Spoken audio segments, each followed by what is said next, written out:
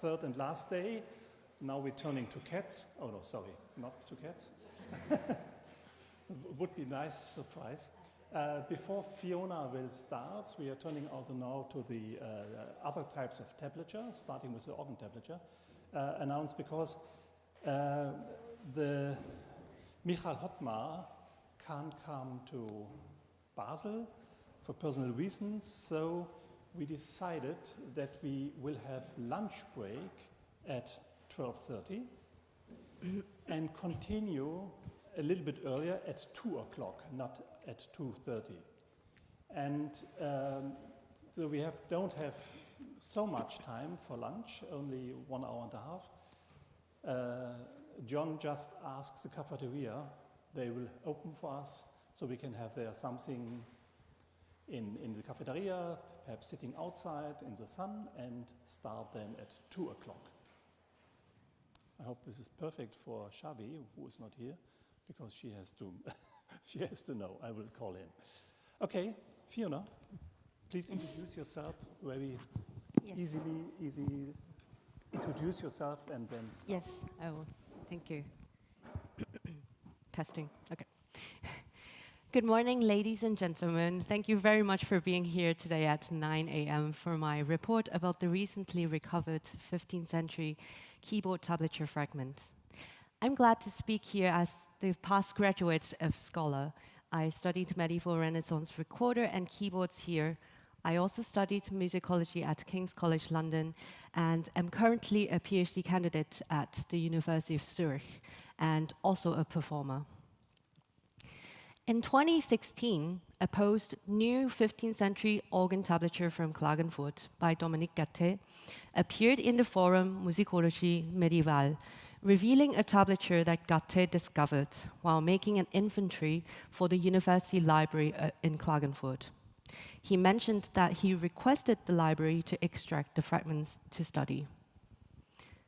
A couple of years later, as I started researching through all the 15th century German keyboard tablatures for my PhD studies, I came across Gattet's post and checked that there were no follow-ups since then. When I contacted the library in 2023, the tablature fragments were still pasted on the manuscript, but the librarians kindly carried out the extraction under my request in early 2024. The two tablature bifolios, as you can see here, in their pre-extracted status, were glued in as paste downs on the parchment cover of the manuscript PE 41. Even before their extraction, the so-called Old German keyboard tablature notation can be clearly observed, with the clear structure of black staff keyboard notation, the letter notation directly underneath, and the use of vertical division lines regularly throughout.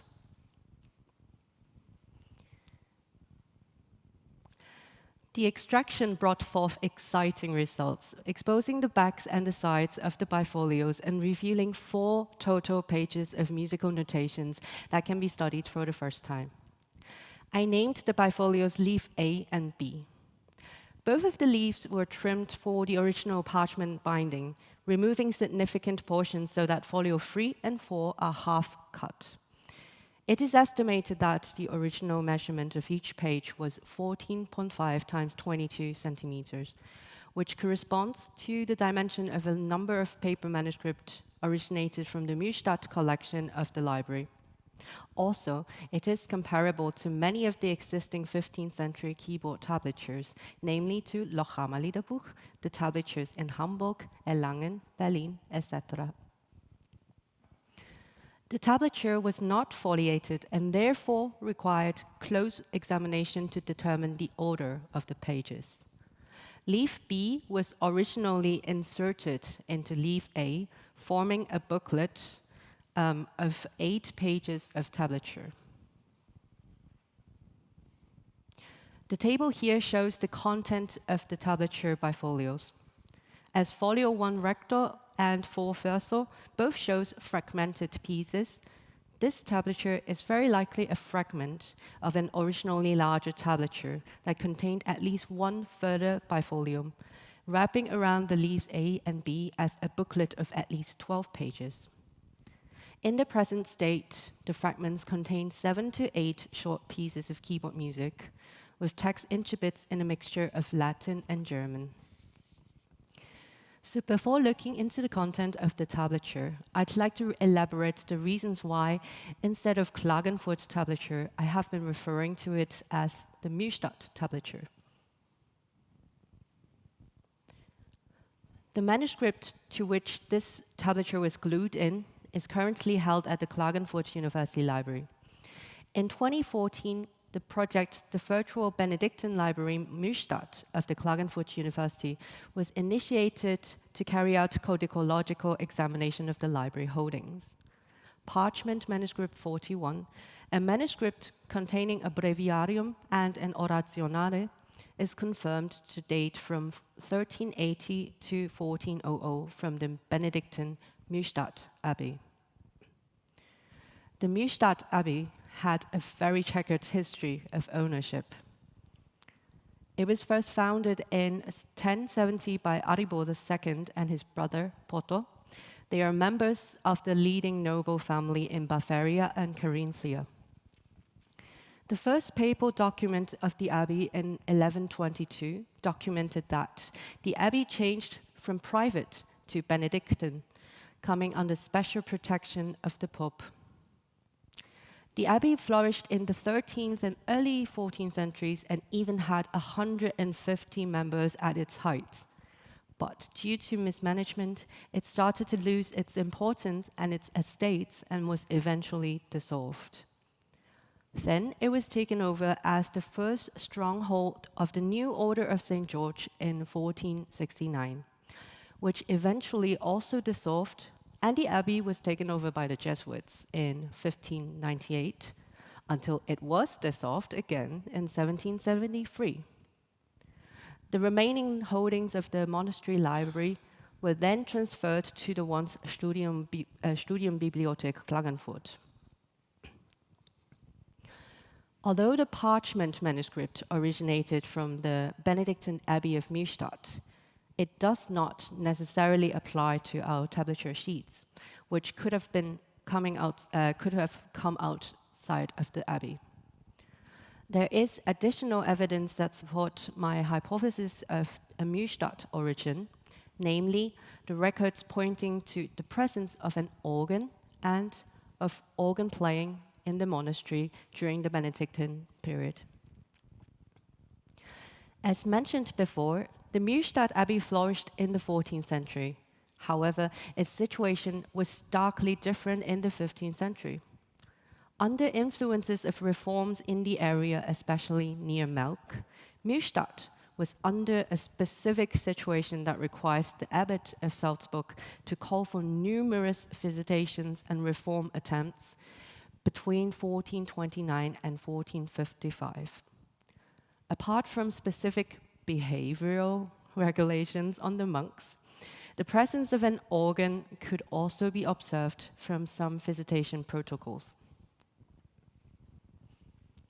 A document from the first visitation in 1429 demands the liturgy to be executed exclusis clamoribus descantibus et organis ac personis secularibus, which is translated to, with the exclusion of shouting supplications, clamores, discount singing, probably meant polyphonic singing, and organs or instruments, as well as secular persons. The request to restrict organ playing is mentioned here, although it was not clear to what extent. It may have been a request to stop polyphony on the organ, or it may have been a request similar to the one in 1419 in Gasten and Kremsmünster, which says, usus organi non nisi in precipuis festis et Tabulaturen. Translated to, the use of the organ was permitted only on principal feasts. This instruction suggested limiting organ use to important festivals rather than banning organ playing altogether. Apart from the mention of organ playing, the presence of an organ in Millstatt Abbey can be proven. In a visitation report by Abbot Petrus von Salzburg in 1455, it was written that item gradus ascendens de ecclesia ad organum propsus deponatur. Likewise, the stairs ascending from the church to the organ shall be entirely removed. This mentioning provided a precise location and solid proof of the organ's existence, although it gives no indication of the instrument's condition. It is unclear whether the monks in the abbey followed the specific instructions during the 1429 visitation, as the musical liturgical comments were not repeated in the later reports. If the monks had indeed followed the advice to limit organ playing, it is possible that our tablature would have fallen out of use because of the restriction, as they contained secular polyphony. The tablature may therefore have been abandoned and thrown away as waste paper in the scriptorium when it was no longer in use. This hypothesis would be consistent with the fate of the many polyphonic musical fragments at the time, such as the also 4-page keyboard tablature fragment, actually 2-page keyboard tablature fragment from a similar period found at Melk Abbey. As for the date, to date the tablature more precisely than just the first half of 15th century is at this moment impossible. Although the parchment manuscript was dated to 1380 to 1400, it does not indicate the dating of the tablature. The binding of PE 41 does not provide any details indicating the time and place of the binding process. One possibility is that the codex PE 41 remained unbound until it was no longer in use. A possible time would be around the 1469, when the Order of the St. George took over the Benedictine monastery. The codex was one of the several Benedictine breviaries in the collection.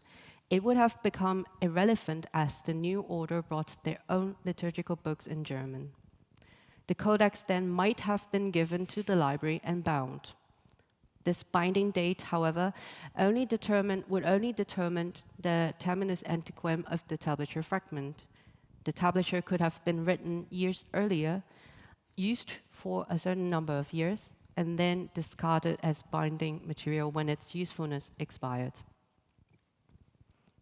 Hints for dating the tablature comes instead from its content and notation.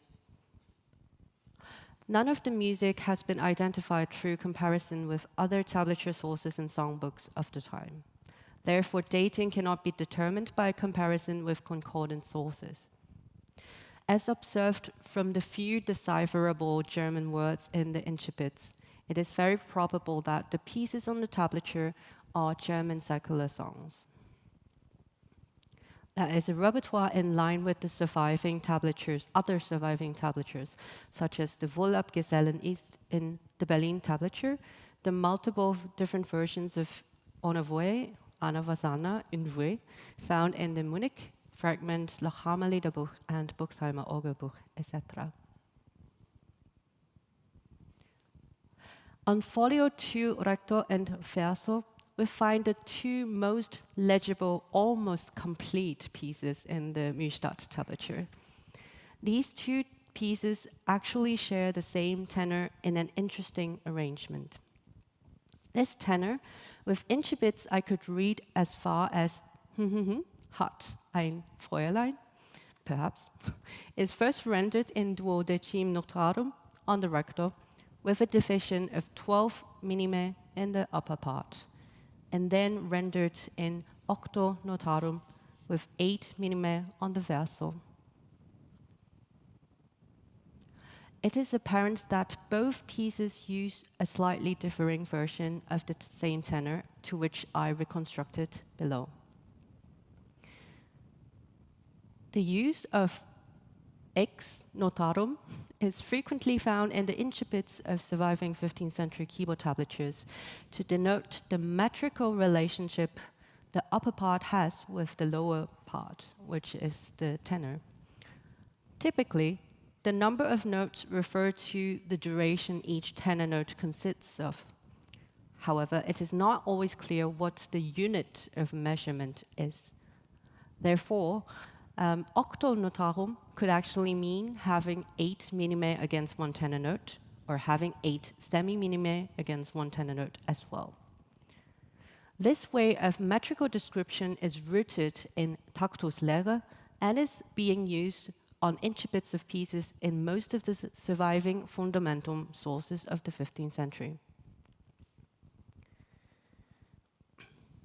We can find examples of 2 or more intabulations in different mensurae, but upon the same tenor, juxtaposed one after another in the Adam-Elleborg tablature, the Hamburg tablature, as well as the Buxheimer Orgelbuch.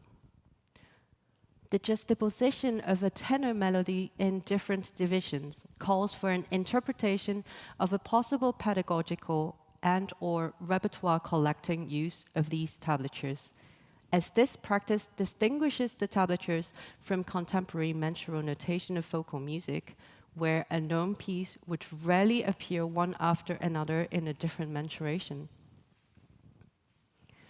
The content of the Millstatt tablature places it well within the traditions of the South German Austrian practices in the middle decades of the century.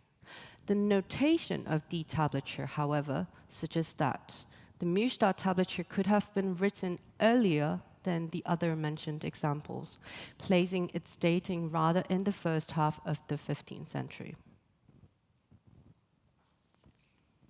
Firstly, the Millstatt tablature is firmly in a 2-part structure, lacking any signs of a contratenor.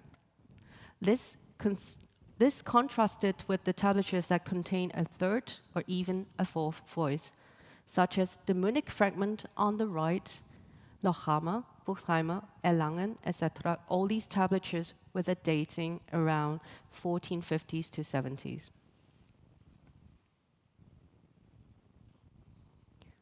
The second criterion is on the letter notation.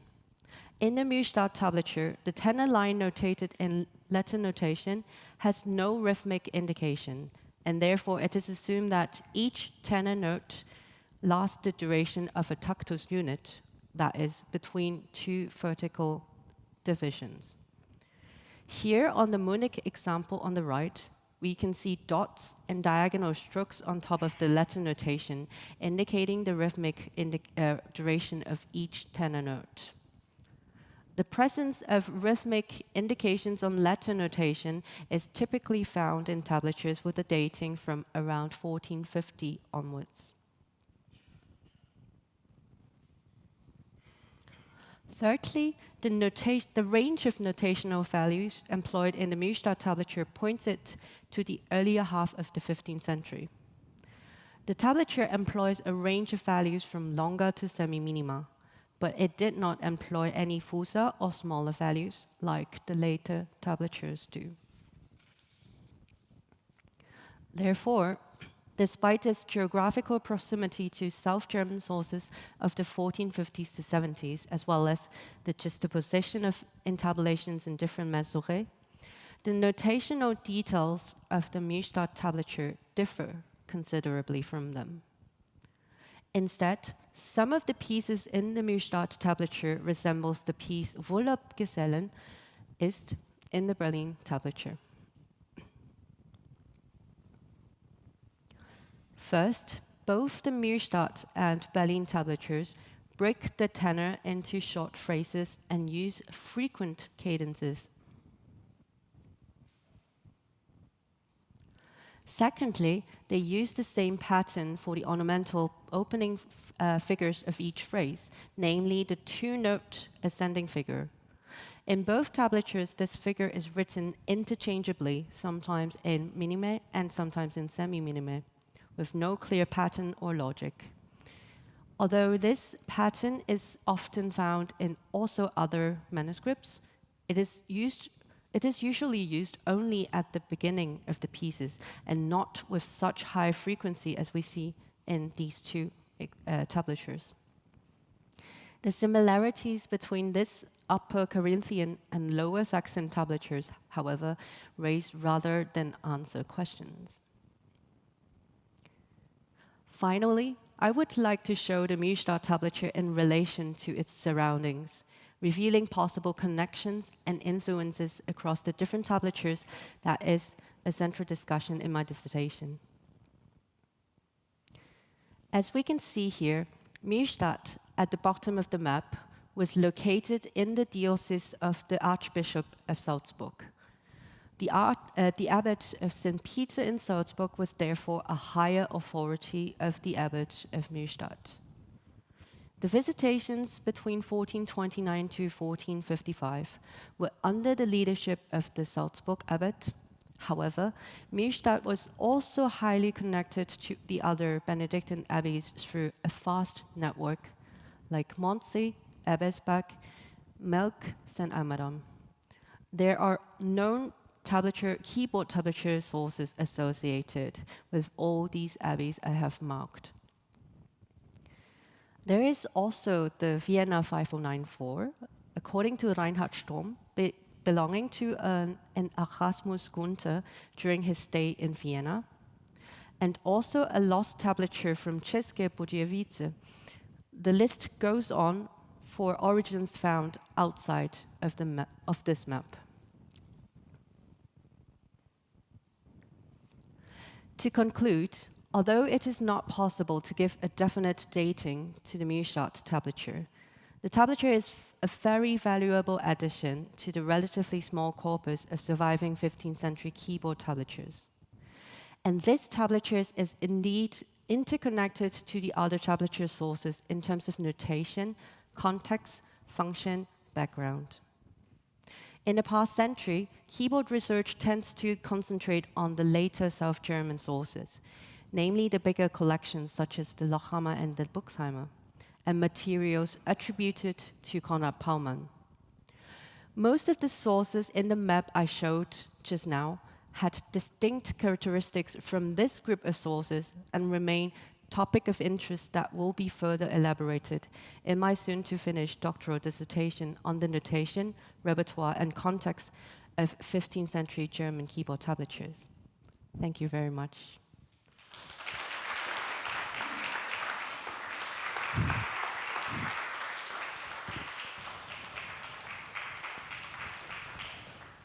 Thank you. Very interesting. I'm sure there are some ideas.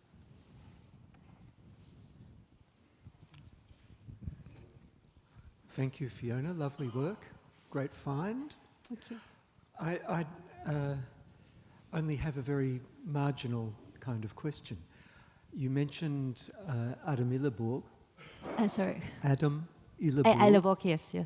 I just wanted to know if you've had access to it, how you got reference. I've got the microfilms, actually, just the microfilms of Adam Illeborg, but I don't think there is any more better pictures.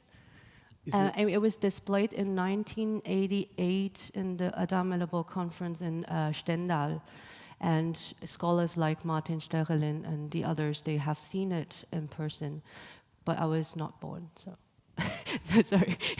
But also, I think it's with some private collection that is not announced the name of the owner, so. Yeah. Oh, no, I just wondered. I've got a microfilm of it, but it's very old and scratchy. Yes. I think we have the same one. It was made still when it was owned. In the Curtis, right? In the Curtis, yeah. There's okay. the only one. I know. Okay. Yeah, unfortunately. I've tried very, very hard to get it, but the owner won't budge. No, we have to buy it.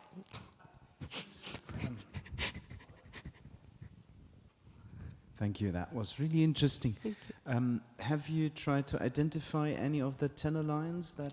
I tried with no many different success so far? sources. There's no. I check with the intrepid, and I also check with the melodic lines.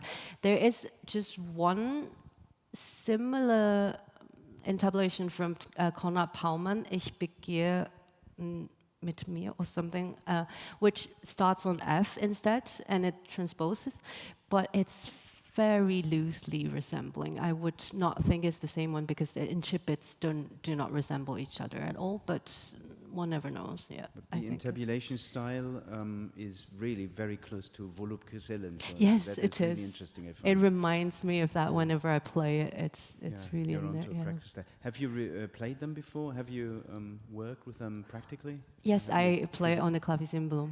Oh, cool. Yes. I'd like to hear it. It's nice. Yeah. This would be my question. You mentioned already that the term organum doesn't mean an organ. It could be an instrument. Yeah. And I would expect this kind of music more on a clavichord or an instrument privately owned by one of the Benedictines, if it is really founding and not played on the organ in the church, even because these, what you have mentioned, these in the visits, the decrees of the visits, Yes. these are topic. Don't shouting, don't allowing secular persons involved. It's something that's not pointing to specific misuse of something. Yeah, I do think the term organum is very, very vague, and I think Joachim Angara, when he first pointed out these Malc documents, he already pointed out the same thing. It's a fine line between is it an organ or is it just an instrument or is it an organum? So it's, yeah, I do think it is, yeah. One question, are there any other, let's say, music-related stuff in the Millstatt. I was trying hard to find, but I didn't find any so far, actually. There were no other musical fragments as far as I know. But if anyone knows, please tell me. Yes. Just a collection of song texts or something, which would be already nice. No, yeah. No. But I first started working with the Millstatt collection only in May of 2024, so I will still ask the library for more information. Good luck. Thank you. Yes. Other questions, remarks? If not, thank you. Thank you very much.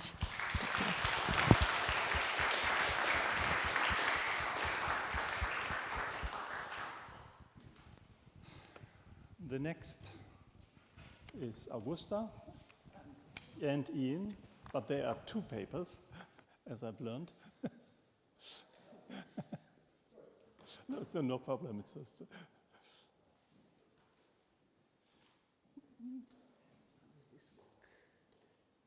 Yeah.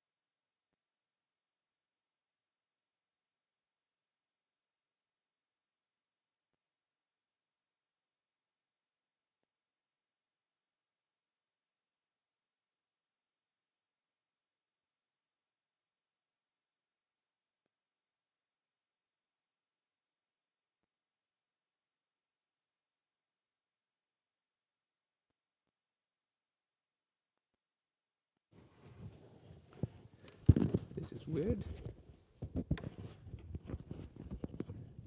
This is okay. Yes, everybody can hear me. So, over the past 2 days, I'm Augusta Campagne. I wrote a PhD 10 years ago on the real Ferrovia, not the program. And I was here for 5 years in the 80s, and other than that, well, I'm a harpsichord player and taught this subject and basso continuo in Vienna for many years. Okay, you want to introduce yourself now, because we've been working together. You can hear, okay, yes, great. Oh, my name is Ian Pritchard. I'm actually based in Los Angeles, so excuse a bit of jet-laggedness.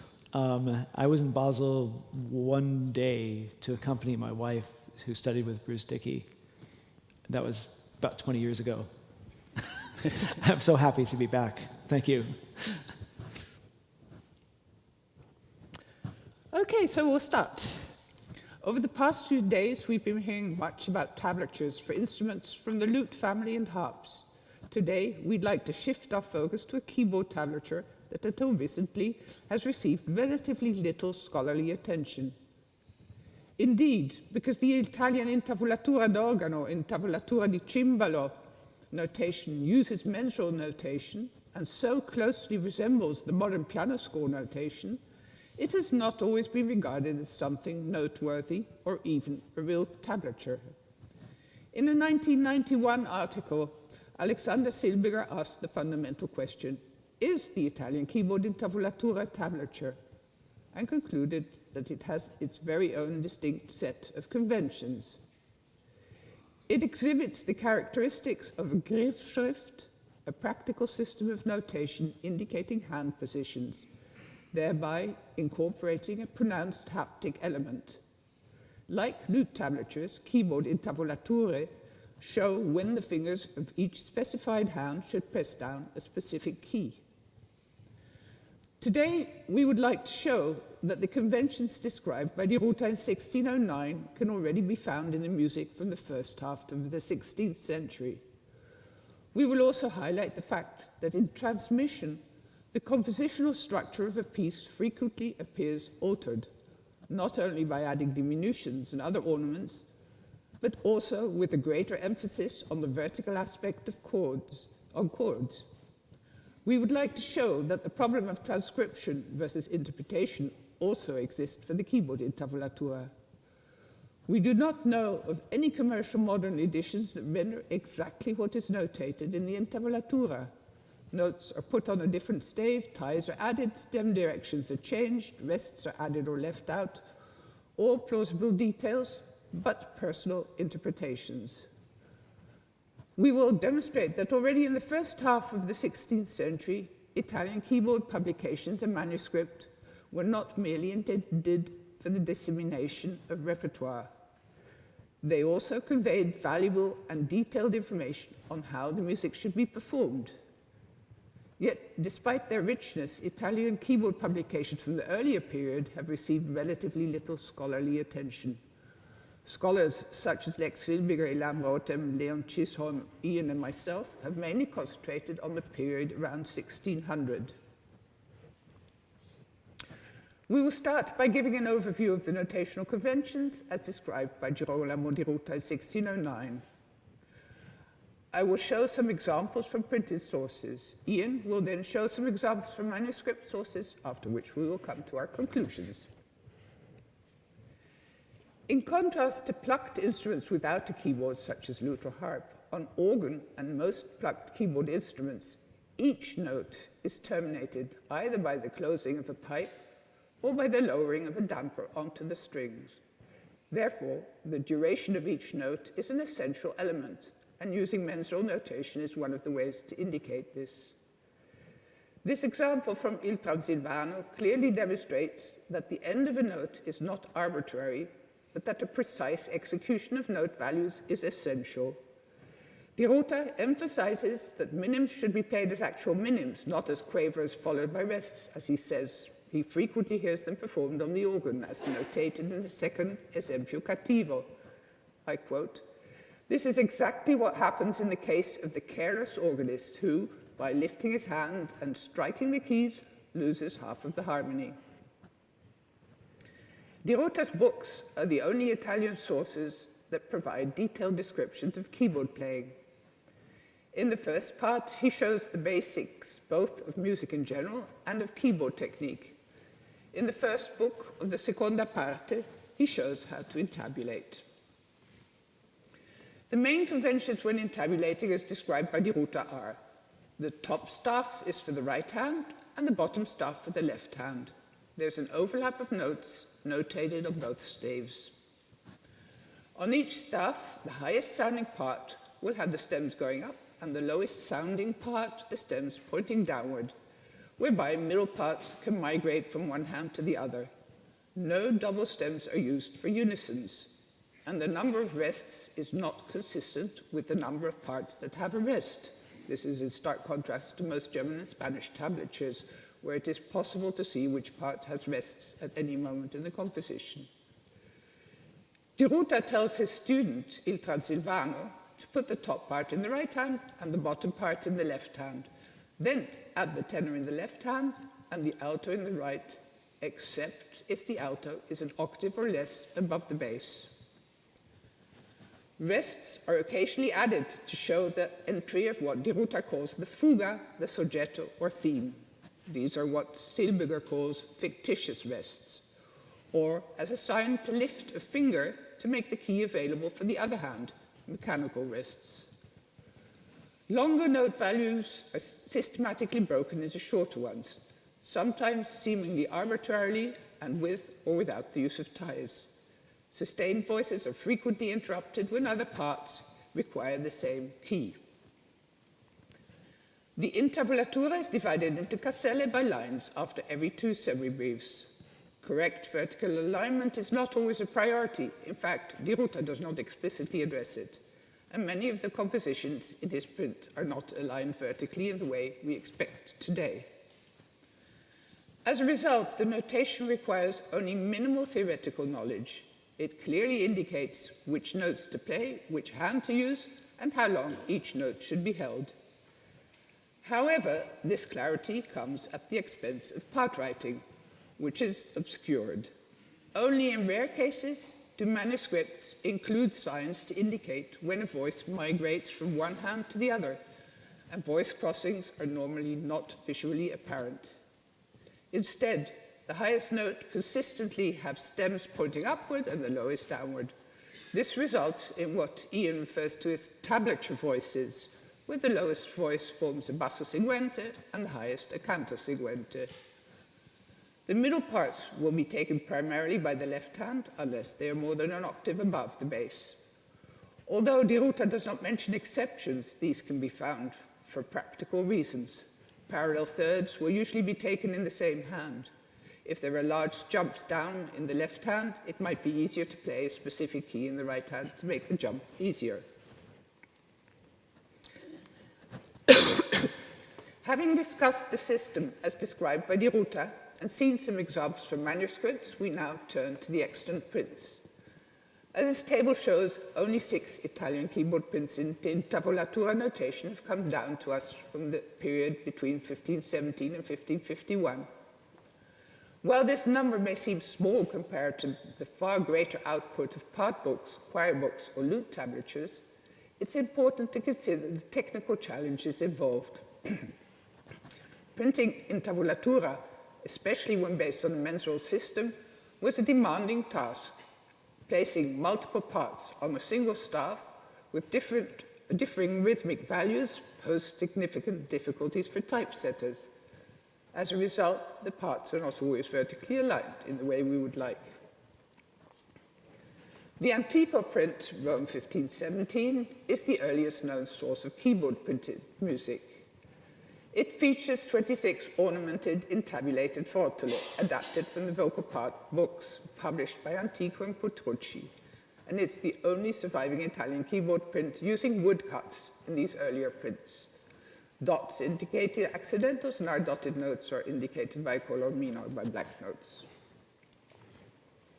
In my transcription of the piece you saw on the previous slide of Che debi io fare, the part book version appears above the intabulation. The parts have been color-coded to show the emergence of the tablature voices. The upper part of the tablature cantus, includes notes from the canto, tenor, and alto, where the bass also draws from the tenor and the alto.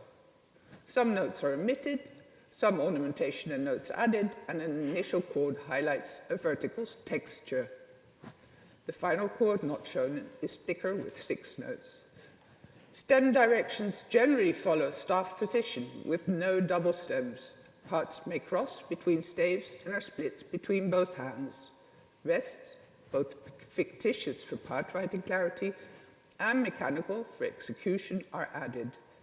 Briefs are often divided into semi-briefs to indicate restriking, and cancelle appear regularly after 2 semi-briefs. The Intavolature was not especially meticulous. This frottolac, originally in cantus mollis, appears in cantus durus, with quite a few accidentals lacking. Occasional awkward hand divisions and loose alignment pose challenges for performers. The next print to appear is Marcantonio Cavazzoni's Ricercari, Motetti and Canzoni in Venice, 1523. This is an exceedingly beautiful and prestigious print.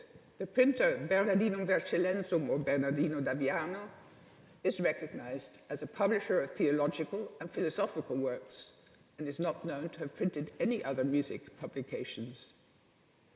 This print uses a double impression process with movable type, one for the staves and one for the notes, a demanding process to print correctly. The collection contains 2 ricercares, 2 hymns and 4 chansons. There is no regular number of parts. There's a large variety of number of notes being played simultaneously, and finals are always full. This type of ricercare, like many of the later toccatas, is very much chord-based. In chordal passages, as in this example, we frequently find 6 parts. In the previous example, we saw chords in the right hand. More frequently, however, chordal hand positions appear in the left hand, as we can see here.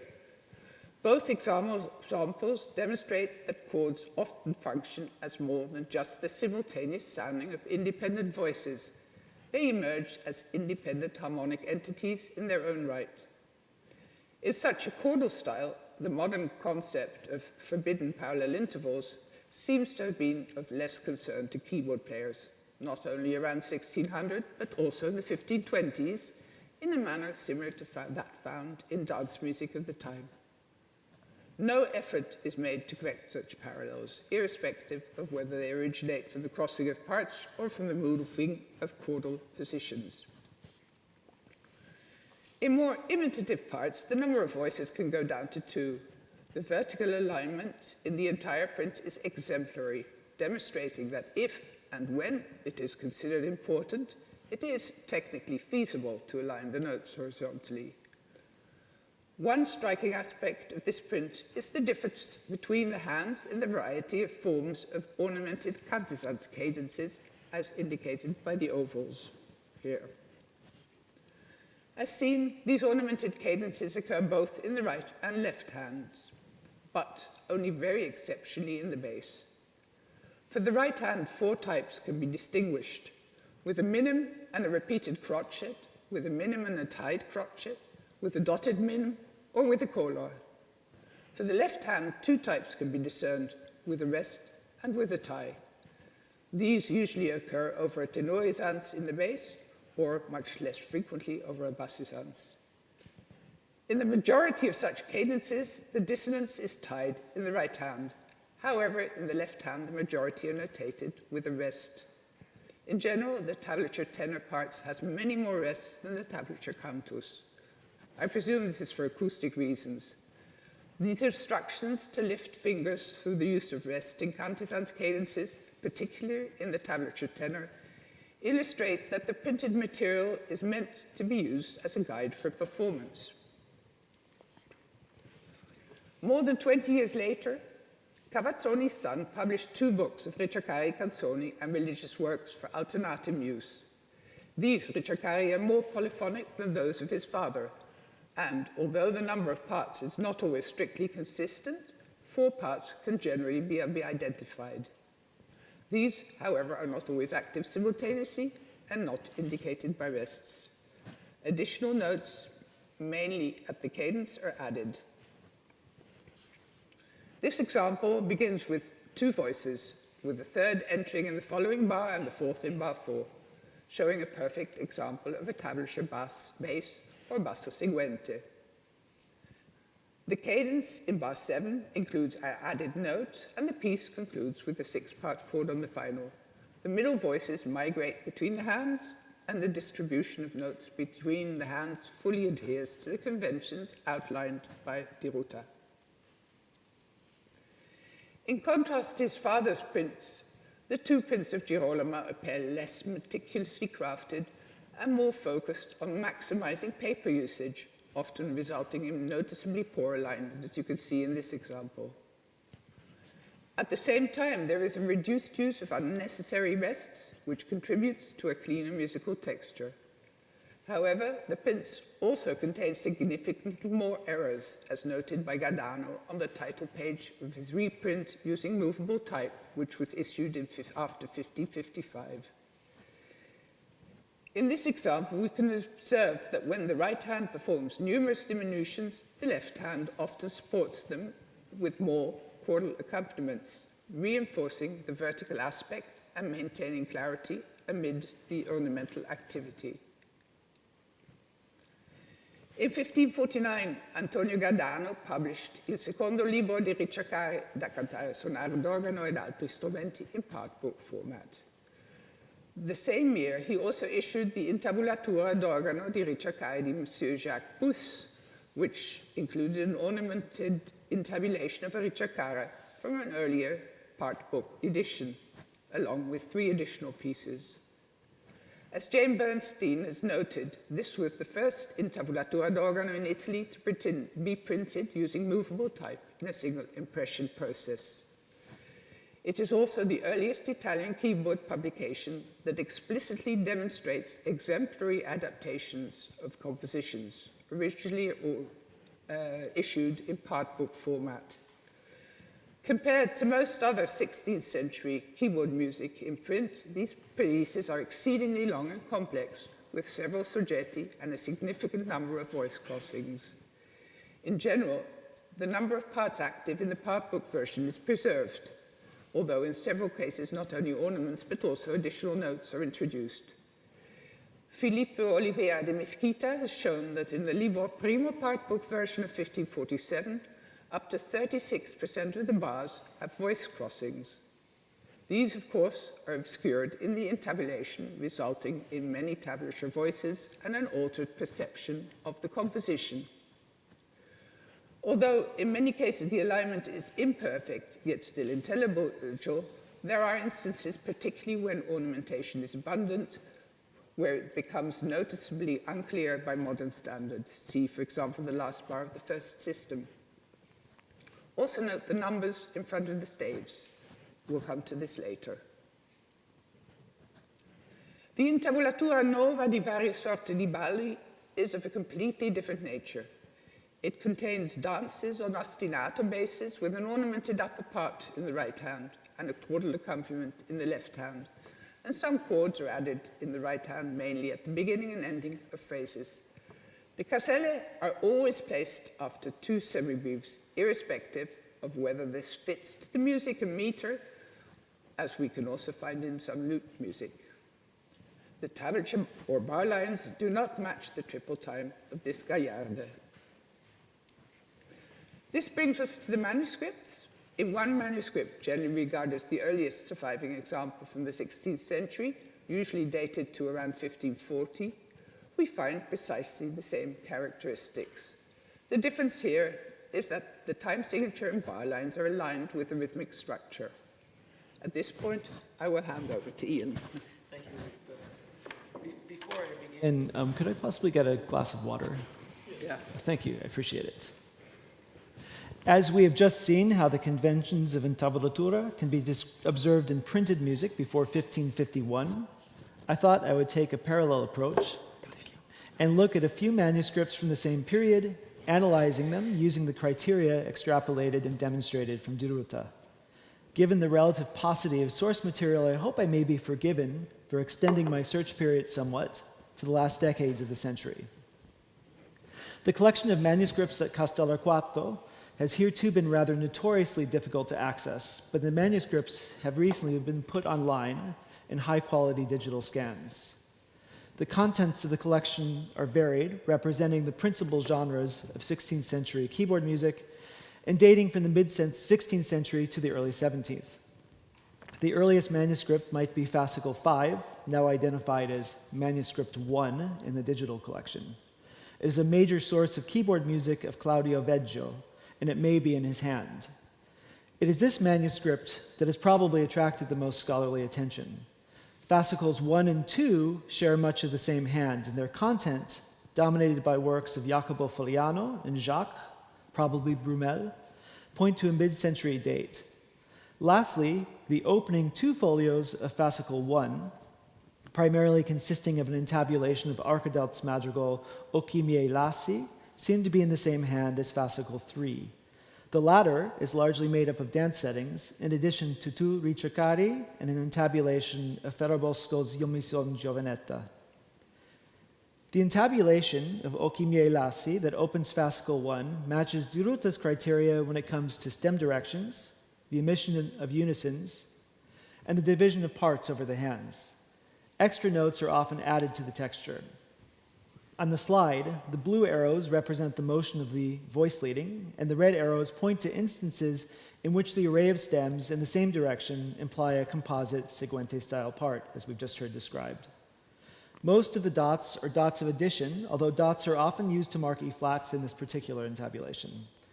An unusual feature of this entabulation, one that goes against the conventions, is the inclusion of rests from the original polyphony, even when parts rest for long periods of time. Di Ruta would advise the entabulator to remove these. In addition, ties are sometimes used to clarify voice leading. The red circles show slight alterations to the vocal polyphony.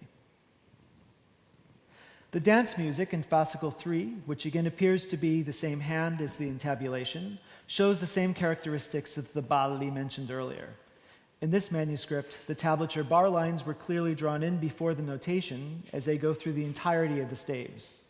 Therefore, the entabulator has to fit their music within pre-established caselle. Normally, there are 2 semibrevs per caselle, with 3 in triplet sections and in dances such as saltarelli. The 2 ricercari and the entabulation of Io mi son giovanetta are strikingly devoid of these extra rests, unlike the entabulation of Occhi miei lassi. Fascicles 1 and 2, primarily consisting of ricercars of Fogliano, Segni, and Brumel, and an anonymous alternatum setting of the Missa della Domenica, generally conforms to the conventions. Breves are commonly split into tied semibrevs. The scribe matches the conventions of Di Ruta completely when it comes to the division of parts between the hands and to the practice of stem directions, with the exception of occasional occurrences of upward stems in the lowest part of the bottom staff. Dots are used for accidentals as well as being used as dots of addition. Fascicle 5 is unusual in that its music is notated in a mixture of 2, 3, and 4 staff systems. Sometimes the number of staves, as you can see in the example here, changes in the middle of the piece. It is also notable in that the entabulations of vocal music do not at all function like Intavolature, as we've just heard described, but rather as full scores, true matrices, if you will. The conventions are not followed at all. Curiously, at the same time, diminutions are added, and sometimes the parts actually swap. One fascinating possibility for these aberrations may be that they represent some sort of preparatory score for the creation of later entabulations that would ostensibly follow the rules of Intavolature. It is notable that a fragmentary version of Janakan's or Bien sans Via in the same fascicle and the same hand follows the Intavolature conventions almost perfectly. The entabulator obviously knew the rules but didn't choose to follow them for the most part. The remainder of the collection is later in date, and I will not cover it here. The Bardini manuscript, which dates from around 1560 and is named after its holding institution, the Museo Bardini in Florence, is a very large collection of entabulations of vocal music. The entabulations number 82 in total, and 3 contain vocal texts. Dots are used for accidentals as well as dots of addition. Curiously, sometimes the dots seem to reinforce a flat sign already used to indicate a modal transposition. The entabulations are largely undecorated, save for occasional cadential passaggi. Overall, the scribe of the Bardini manuscript adheres very closely to Intavolature convention. The practice of dividing the music between the two hands/staves is fully adhered to, and polyphonic unisons are omitted. The practice guiding the direction of stems is largely followed, although occasionally not. When this convention is broken, it is seemingly done so to clarify voice leading of the original polyphony. However, these instances are counterbalanced by the tendency to verticalize the texture with additional notes, and even to briefly rework the vocal counterpoint to align with the more homophonic keyboard textures seen in balli and chordal sections in ricercari and toccatas, and etc. As can be seen in the example, even when the voice leading is not being reworked, the practice of stem directions create an alternate visual reality, as new voice leading is implied by the array of notes with a single stem direction. I have previously called this visual phenomenon of new voice leading tablature voices, voices that work within tablature logic, if you will, and by extension, the mechanical actions and haptic sensations of keyboard playing. But they don't quite exist in the original polyphony. They are drawn from them, yet supersede them at the same time. The Laïol manuscript, or I'll actually refer to the Alemanno manuscript, is attributed to the French organist Allemand de Laïol, as a fragment of the title page indicates, Intavolature di Monsieur Alemanno Aioli. It consists entirely of intabulations of vocal music. The manuscript is clearly in two hands, and it would appear that the second half and the second hand is later than the first, based on the repertoire and the style of the diminutions. The second half contains arrangements of music from the 1589 famous Florentine Intermedi. It is quite possible that Laïol Alemanno was the scribe of the first half of the manuscript, as he is attributed as the tabulator of two of the arrangements, in addition to being named on the fragment of the title page preserved at the back of the current book. Franck de Cohn dates it as being compiled between 1565 and 1590, drawing these dates from the dates that Alemanno immigrated to Florence and died there, respectively. This manuscript generally conforms to the model extrapolated from Di Ruta, with some notable exceptions.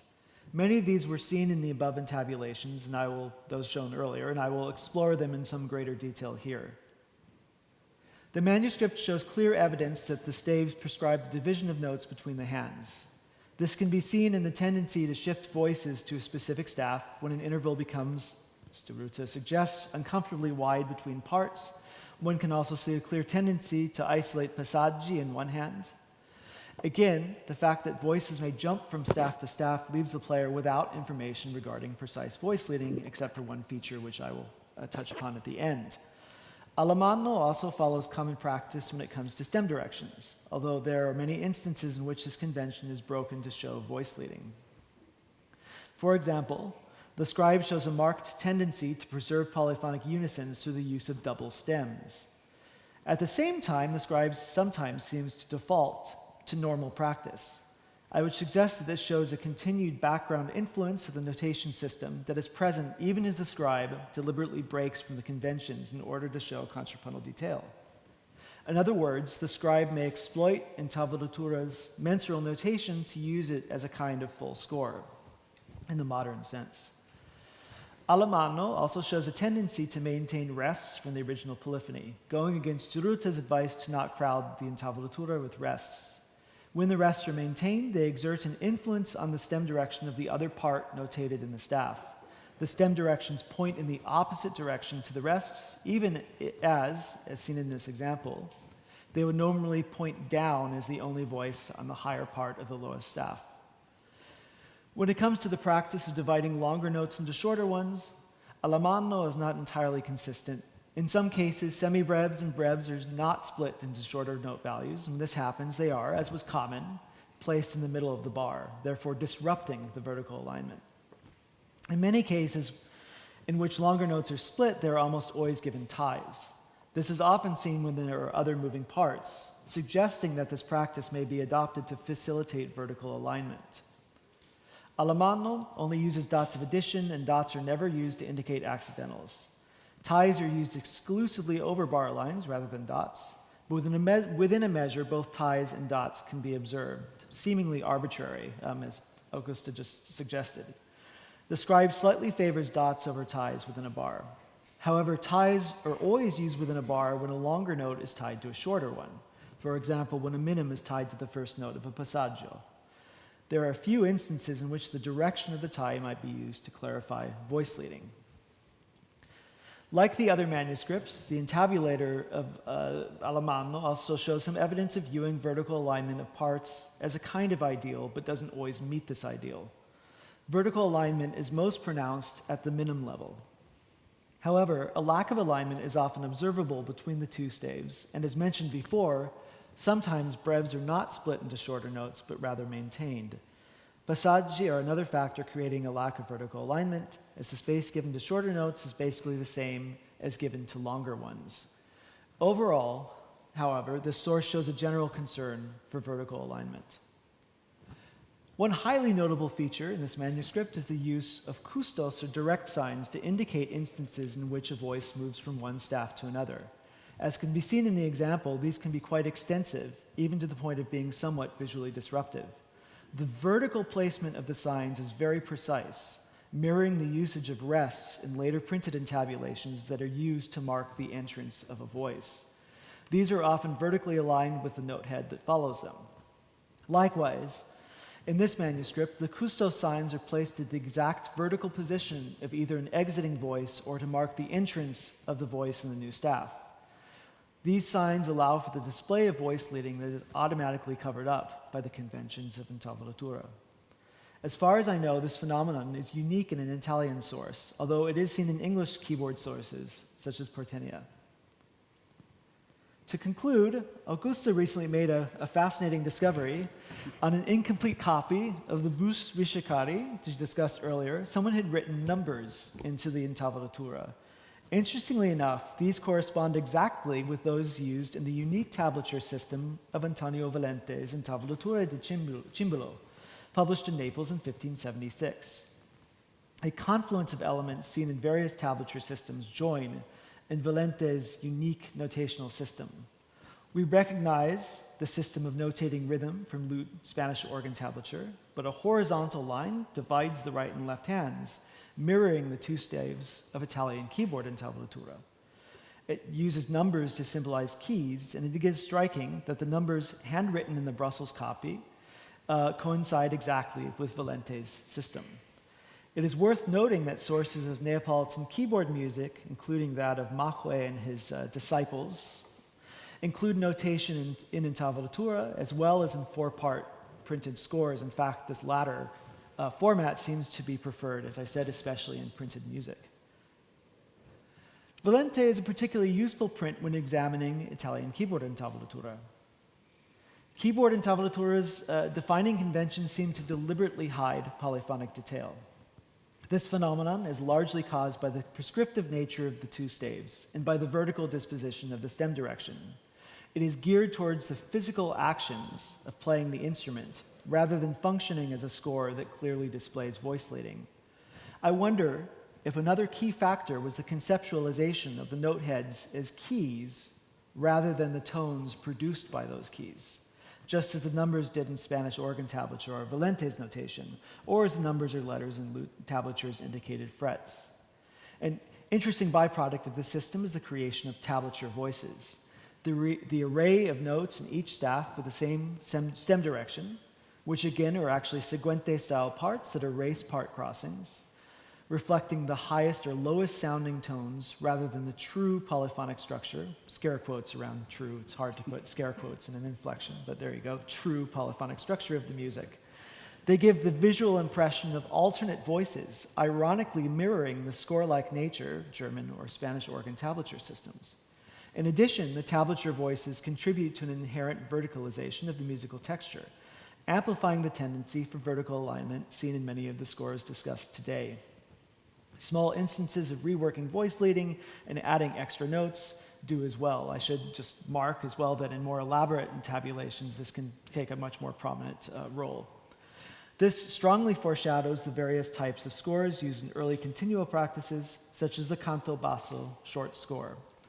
Logically, these seem to be cousins of Intavolature, which was also a form of notating early accompaniment. and which also prioritizes the highest and lowest sounding voices over the inner voices. Lastly, our survey shows that Italian print and manuscript sources in keyboard and tabulatura show a broad adherence to the conventions described by De Ruyter. It seems clear that De Ruyter was the inheritor of a tradition that can be traced back to at least the beginning of the 16th century, one which took almost 100 years to see formally codified in his treatise. There can be departure from these conventions in singular instances, and we can even observe general tendencies to deviate from them in the work of a particular scribe or printing house, especially in particular notational categories, for example, in Alemanno's persistent use of double stems. However, the general conventions that define Italian keyboard and tabulatura are generally always present, highlighting the fact that deviations are exceptions that prove the rule. They are conscious attempts to push against normal practice, which exists as an ever-present subterranean force. Thank you very much for your attention.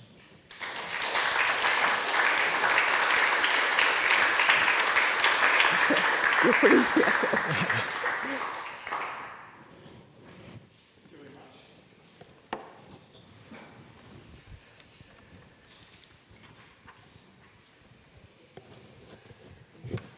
Thank you for your presentation. I have several questions, if I may. In fact, one from the prints. You mentioned the first printed Intavolature dated to 1540? No. No. 1517. Okay, 1517. And if I'm not wrong, there are like 5 lines for right hand and more than 6 lines for left hand.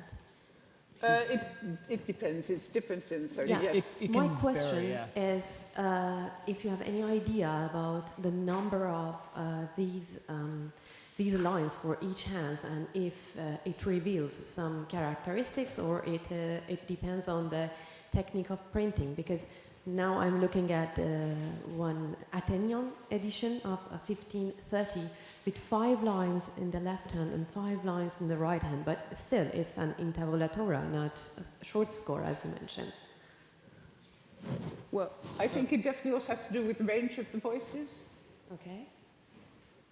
So they don't like having You didn't like ledger lines. ledger lines, exactly. Yeah. Okay, it's just the range, so it is the characteristics of the music. It was not standardized until, it was never really standardized. Interestingly enough, the fascicle from Castellarquato that has all the dance settings in it, it looks like someone used something like a rostrum to draw 5 lines per each one, but then at a certain point in the manuscript, they start adding by hand extra staff lines. Yeah, so it becomes 7 by 7. I think you're talking about La Fugitiva, the first one, with 5 lines. Yeah, I think so. I have to look at that. I'm talking about I'm trying to think of that. I know that setting. I don't think it's in the manuscript I'm talking about. Okay. But that might have 5 lines. Yeah, I have to look at it. But that was You my also question. find that in some of the prints, that they will add lines for half of a line. Okay, so essentially it has something to do with the range, you mean? Yes, it does. Yeah. Okay, thank you. Yeah. And my second question is about Castellarquato manuscript, because there are some tablatures, lute tablatures inside. And if you have any idea if these 2 repertoires are somehow connected, the lute and keyboard. And another question is about the fascicle 11, I think. There are some short pieces, very, very short ones, that I found them like little canzone alla francese. And I wanted to ask you if you have any ideas about that, or do you know any concordances as you studied that very well? And then I have a comment on l'aioli. Okay. So for Castellarquato, I don't actually know fascicle 11, the canzoni that you're talking about. Those aren't the Mascara transcriptions? No, not at all. Actually, they are not labeled as canzoni. Okay. I think they are little canzoni because they are like canzoni. No title. I can't speak to the remainder of the collection very well, actually. So in terms of concordances and that sort of thing. But I will, as you know, the collection is really broad. Yeah. And therefore, I think just because certain, it's not necessary that there are connections necessarily between the manuscripts within the entire collection. So in terms of concordances with the fascicle that you're talking about, 11, I can't speak to that. So I can write to you if you have any idea about that fascicle. Sure, yeah, absolutely, yeah. And about IOL, if I may, because I was not looking at the whole repertoire, I was looking at two chansons arrangement by l'Aiole. One was the war, la guerre. Yeah, absolutely. And the other one, Suzanne un jour. Suzanne un jour, yeah. And I saw that inconsistency in adding ornaments and even these two pieces, and I thought it might be because of first the tempo of the piece that doesn't allow much ornamentation, and then the density of the polyphonic work. Yeah, absolutely. So La Battaglia, that's a tricky one to sort of make logical sense from when it's playing it for the reason that you mentioned.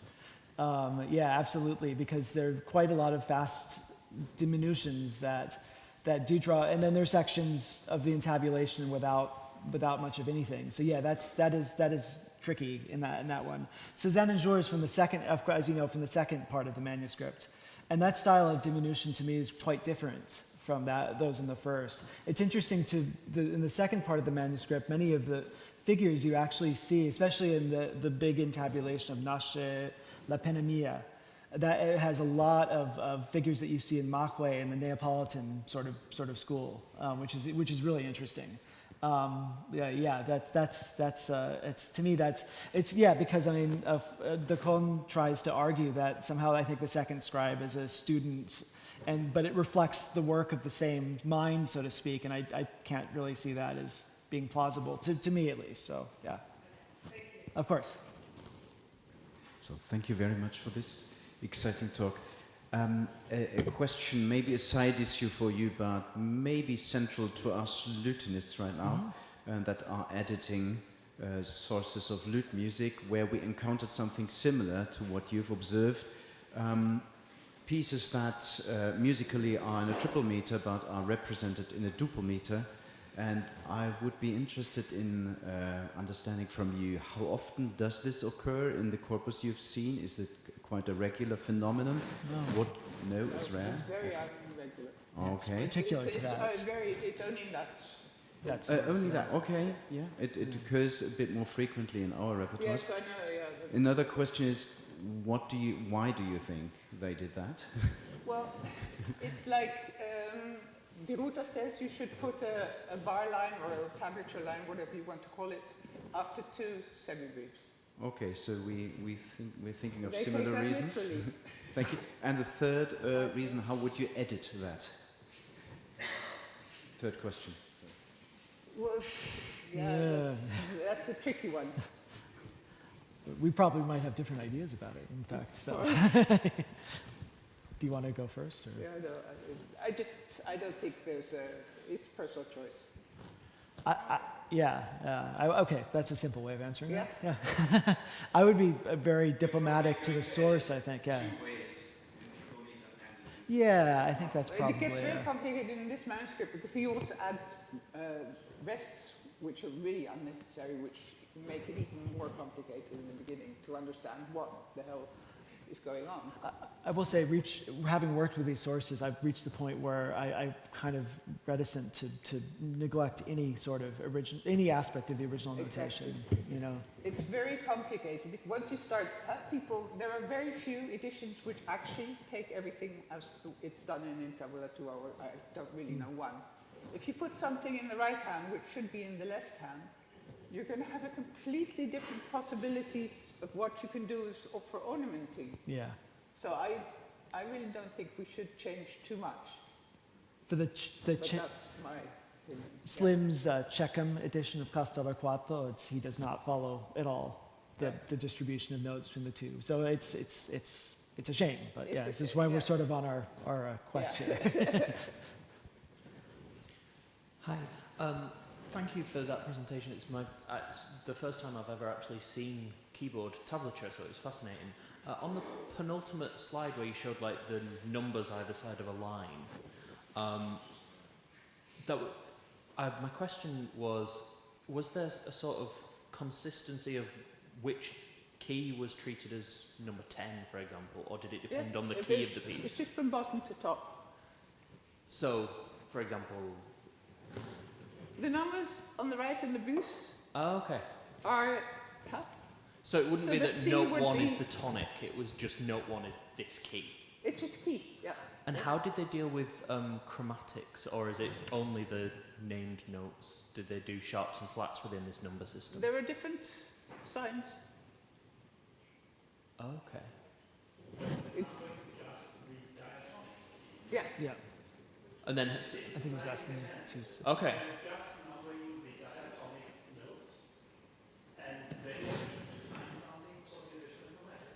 So then the 6 with a colon after it might be a chromatic alteration then? Yeah, it's a long time since I really looked at Okay. Valente, sorry. Thank you, it's I fascinating. can't remember. Huh? In other, it's a dot. In the earlier stuff, it's always a dot. In the middle, you have dots for flats and sharps, and sometimes for sharps if there's not enough room. And in the end of the century, you have the sharps and the flats. So it does develop. Thank you. If I may add to this, this leads us to think that the system used by Vicentino is in fact a kind of tablature, because he reused the dots, not necessarily because he can use sharps and flats and all this, different, G sharp is different from A flat, and he can add a dot for a note which is a diesis higher than this. And so...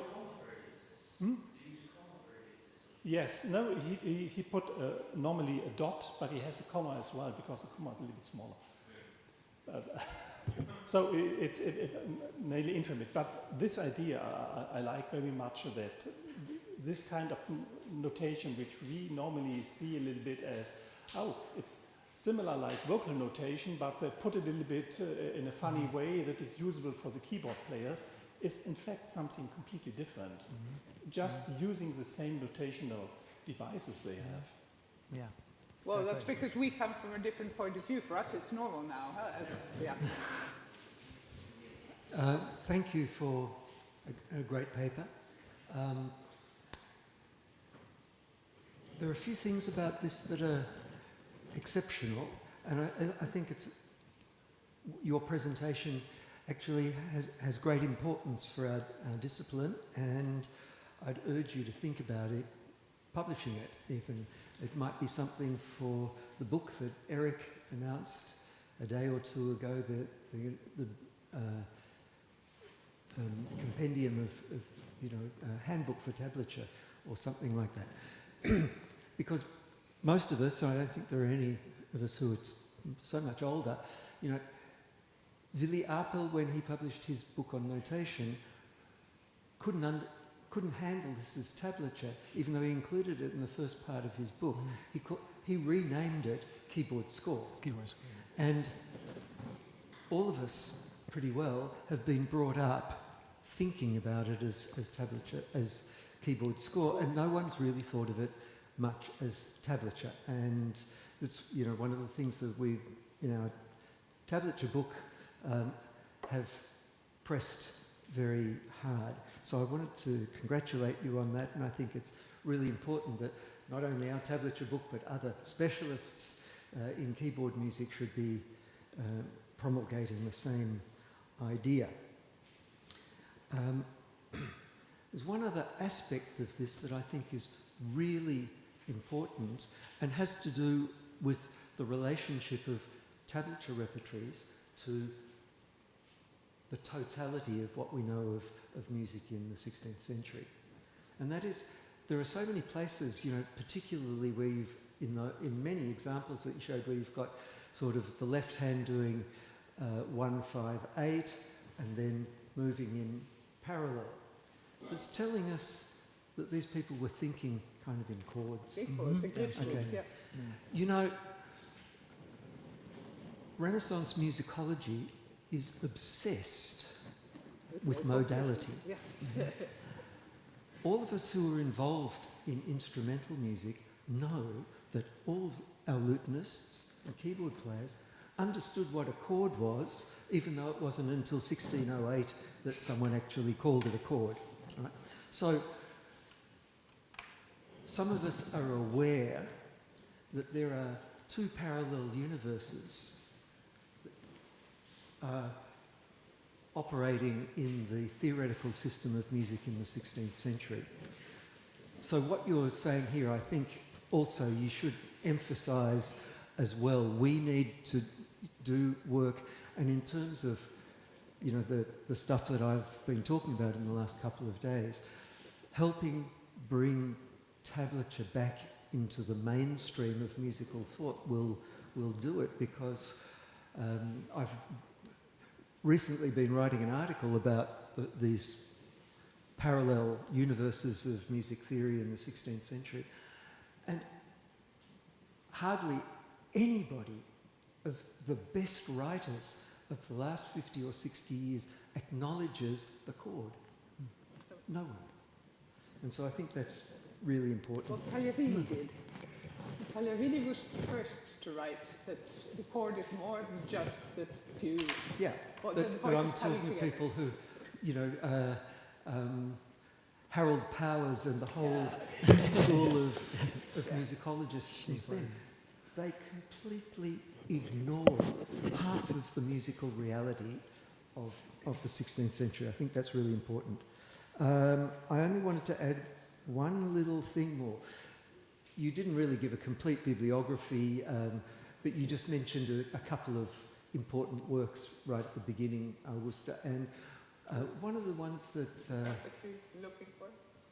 That's, yeah, one of the things that I think, one of the works that I think is really important and overlooked greatly is Robert Judd's 1988 thesis on notation. We all use that as a basis.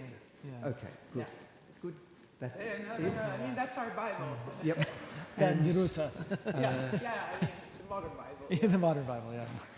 And for Marc, there is in the Journal of the Lute Society of America in, that must be 1971 or 1972, a whole article about that issue, about the meters and how to deal with them. I can't remember. I thought it might have been by Peter Danner. I'll look it up and tell you. Perfect. I think we should go on. Thank you both for this inspiring paper.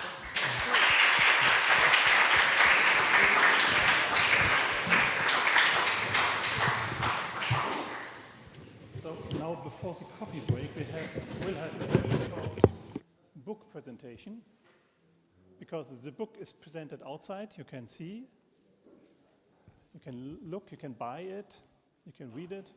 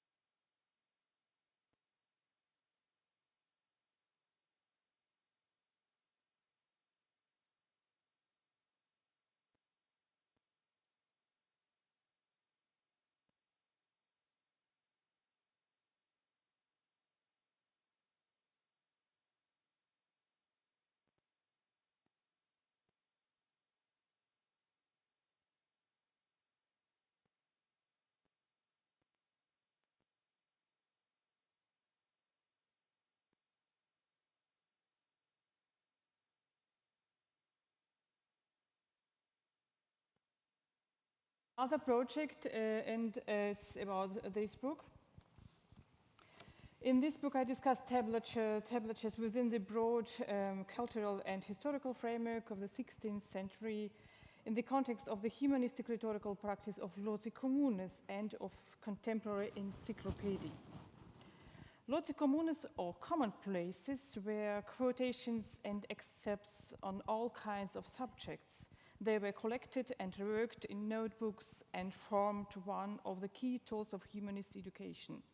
They served to systematize all knowledge and all skills and to provide techniques for writing, compilation, public speaking, and artistic invention. This practice also applied to music and tablature collections. The book examines these issues in various aspects. The material I worked with consists of 16th century manuscripts and prints of instrumental music, mainly lute tablatures with text, maxims, aphorism, proverbial verses, variation, excerpts, poems, or even free notes, written by scribes directly into the tablature. My starting point was the general systematic of knowledge and encyclopedic in philosophical and theological and Loci communes writing of the 16th century. My first questions were, what are the sources of the texts in the tablature? What topoi do they address? How were they ordered and interpreted? And what is their connection with the music, often written by the same hands? The results were fascinating. Lute tablatures were influenced by early encyclopedic traditions, Aramist systematics, and Loci communes methods. The comprehensive 8-volume tablature of Emanuel Wurstesen, for instance, is governed by a comprehensive worldview based on common topoi of that time. Time, life, death, man, God, authority, virtue, and vice. The entire selection of music and texts across the 8 volumes is subordinated to this system. When we consider all tablatures more broadly, we can observe an interplay between two principles. On the one hand, there is an encyclopedic impulse towards completeness and order, and on the other, there is the commonplace books principle of freer association. From the mid-16th century onwards, collections increasingly strove to cover all genres, arranging the material into categories, as in the tablatures of Wurstesen and later Fabricius and now Clerus, as well as in printed anthologies influenced by Italian prints of the 1530s. However, quantitative collecting was less dominant in German manuscripts. Instead, scribes emphasized the use of key topoi, which were elaborated with growing detail over the century, with a didactic focus on moralité and through music on the empirical shaping of Loci. This empirical approach is distinctive to tablatures and makes them central to the development of Loci within the Artes Liberales. We can now identify which literary works were used: Protestant and Reformed didactic writings on the one hand, and full and satirical literature, and the classic on the other. We can situate the tablatures in their context and reconstruct what the scribes were reading. Their networks and confessional positions become visible, and we can obtain new insights into musical transmission, as well as into dating and localization of many entries.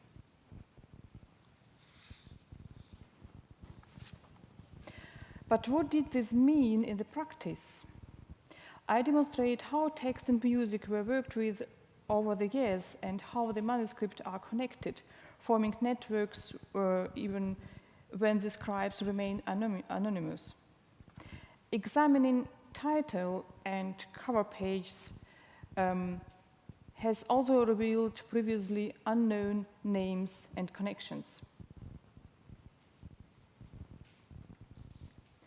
Two extensive sessions of the book deal with Loci communes from two viewpoints.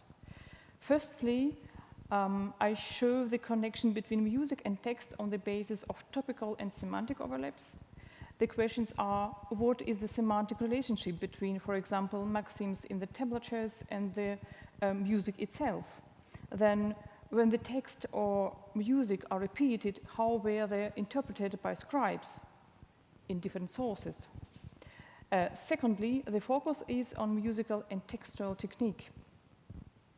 For example, in this chanson, the male voice laments the inavailability of death brought about by love sickness.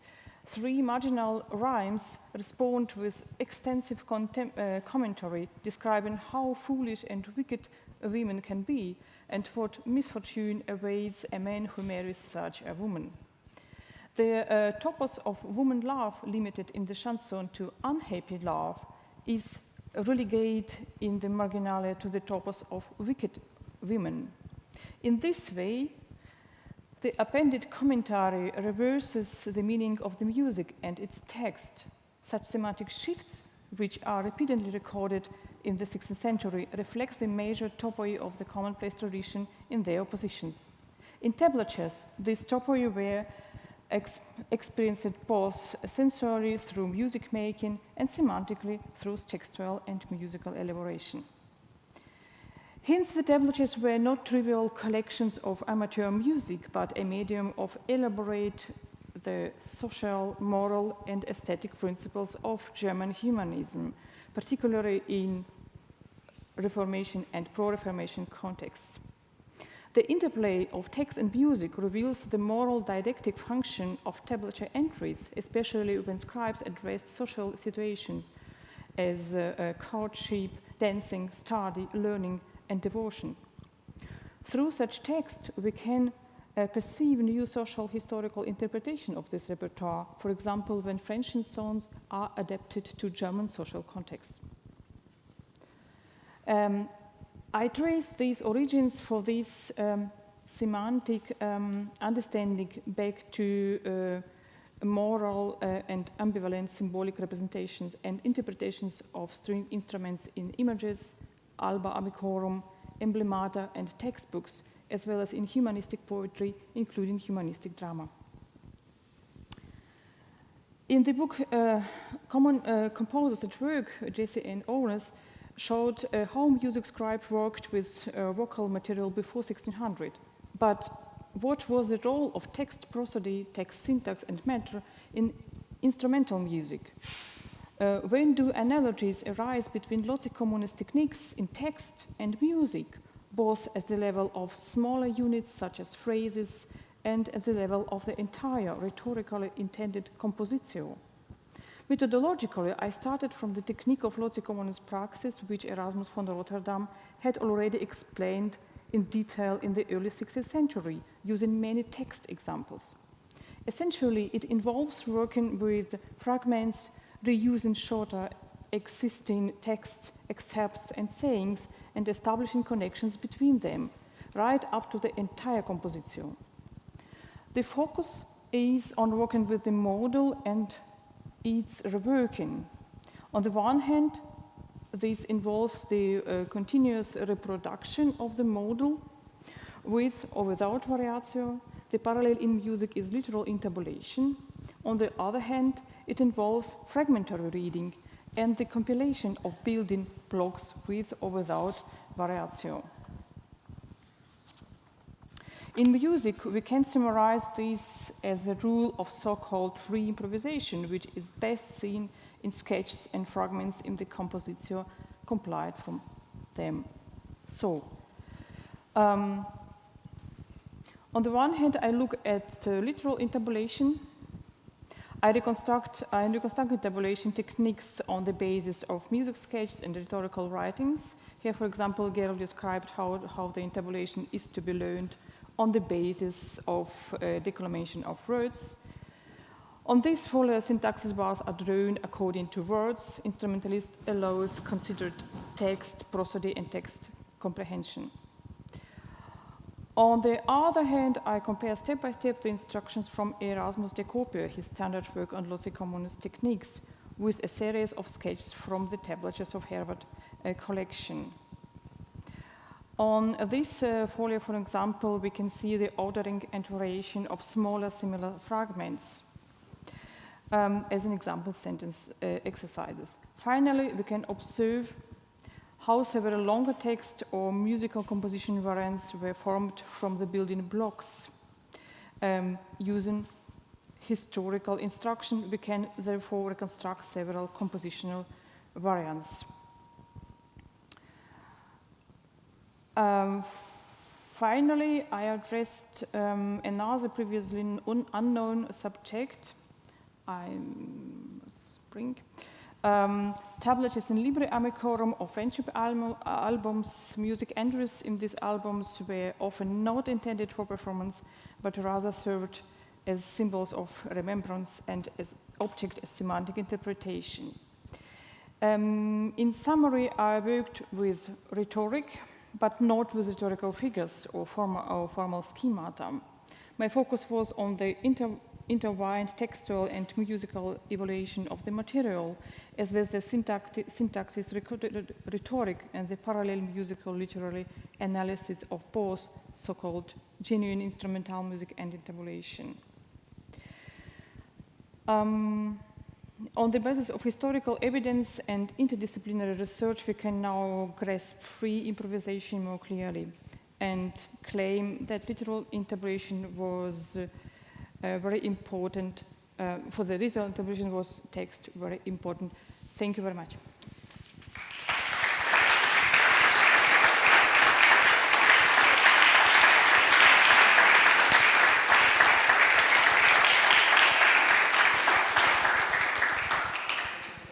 There is a live outside E-LAUTE, and Christmas is coming nearer. The book is available, but any questions to Kateryna would say during coffee break served over in the cafeteria. And we will meet here in half an hour, which is 11.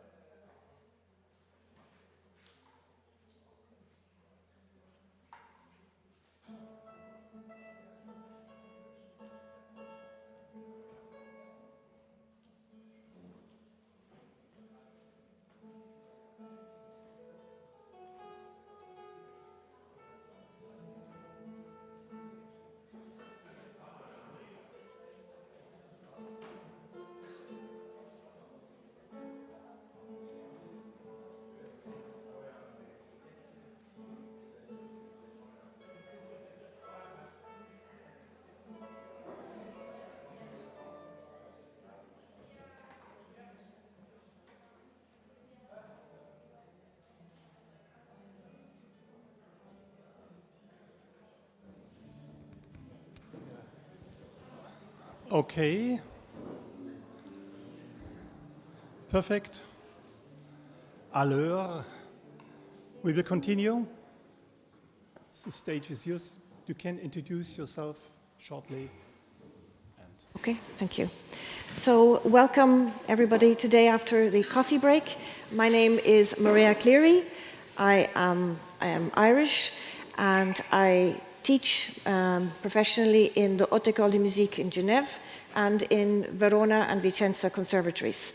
I also teach children, and one of the reasons why I took this opportunity to speak today was also about this idea of teaching young children on any sort of harp or also keyboard instruments, also to read tablature.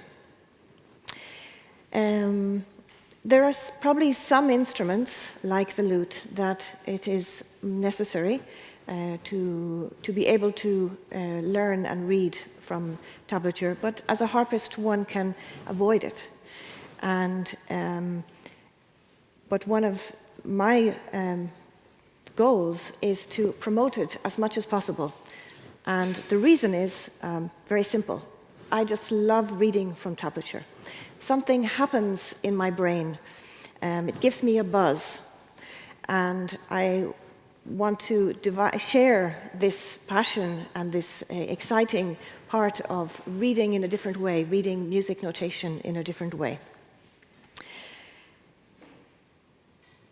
It is, of course, different from reading notation that we have all learned as children in our educations. It is a slower process. I need to spend more time looking and reading and playing. The music we're dealing with, or I'm dealing with today, is, of course, polyphonic. So spending more time with it also helps me to understand the piece in a more profound way. I was thinking for presenting this small, short talk today about historical examples where one spent time, a lot of time on one thing, which is quite hard in today's life, and a sort of Renaissance mindfulness. And this brought me to one of my other interests, because what I didn't introduce was Helikona, which is I'm a co-founder of a method and a school for teaching improvisation with interdisciplinary. So teaching not only musicians, but horse riders, fencers, dancers, and people who work in theater about improvisation, all, of course, to do with the Renaissance. And I do this with Davide Monti. So, Ignatius de Loyola, he is known, of course, as the warrior of Christ. And this is a later painting. It's not from the same time. It's from a century later. He published this book about the spiritual exercises. This is a very good model for us to try to reconstruct a way in which the imaginative facility was used and activated in an age, in the Renaissance age. In Jesuit colleges, this, of course, was practiced, but also there was the exercises of rhetoric and, of course, theatrical practices. And these were fundamental pedagogical tools. So the visual composition enjoys a central role in his exercises. And I have translated here one of the meditations. There's actually a slide missing here, which is actually the part written in Latin of the first exercise. And I will just read this. So this is a meditation with the three powers of the soul, the memory, intellect, and will. And it's about visualizing this. In the contemplation or meditation of visible things, such as our Lord Jesus, who is visible, the composition consists in using the imaginative sight to look at the material site where the object I wish to contemplate is located. Regarding invisible things, such as the sins, the composition consists in the imagination and consideration of my soul enclosed in this corrupted body, and the whole human nature exiled into this valley among dumb brutes. Of course, I'm referring to myself here. So, if we took some time and had time to think of some location using, sorry, I'm losing.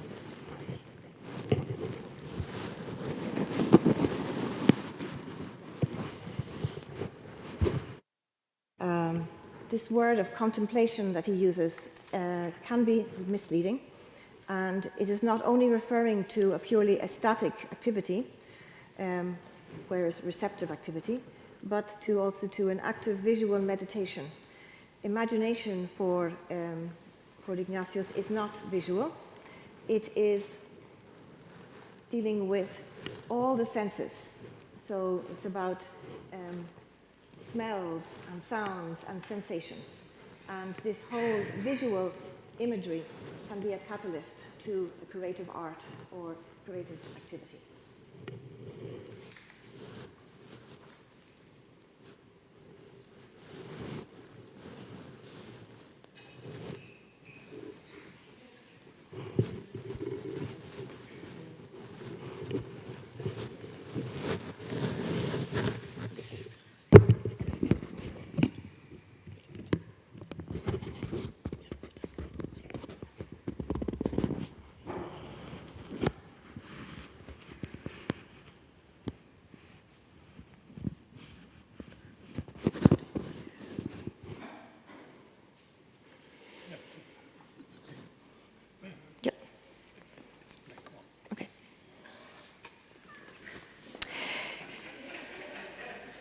So this was, oops, there's nothing, okay, good, okay.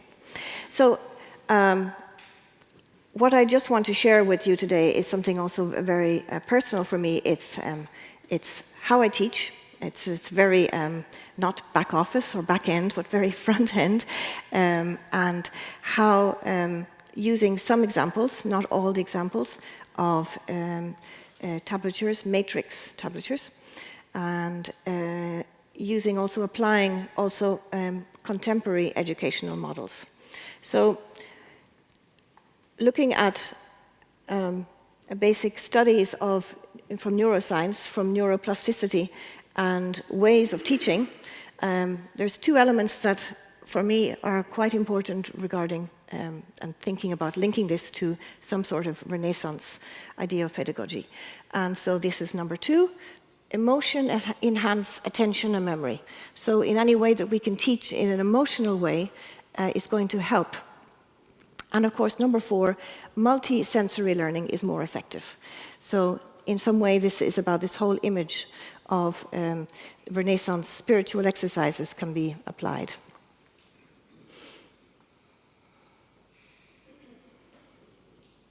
No, all the images are not happening. Oops, I don't know. There's no image. No, but there is. No, not in this presentation. Mm-hmm. So shall I try my computer, or they are? It's all. Then open the PDF, maybe. That'll work.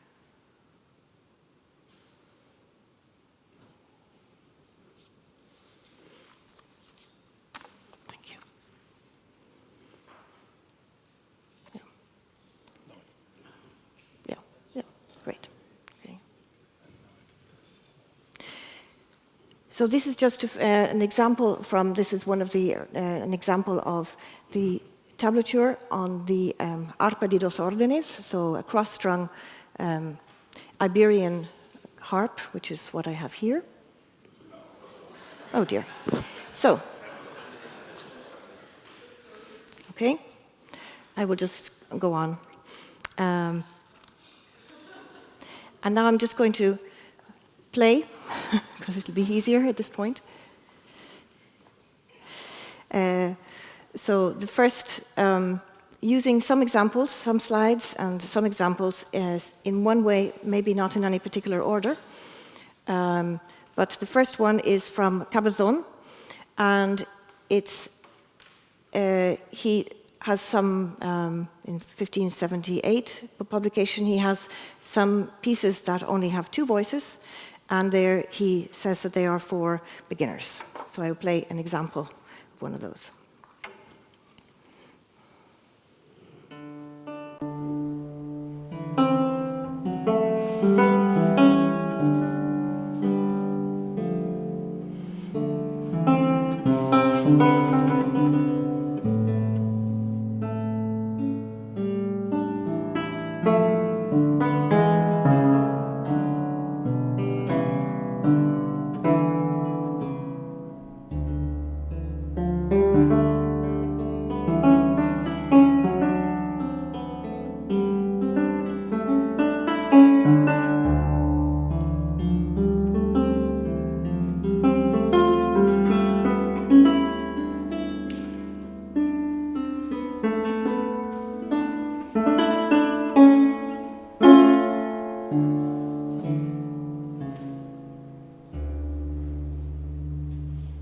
So two voices where the, first of all, in the first phrase,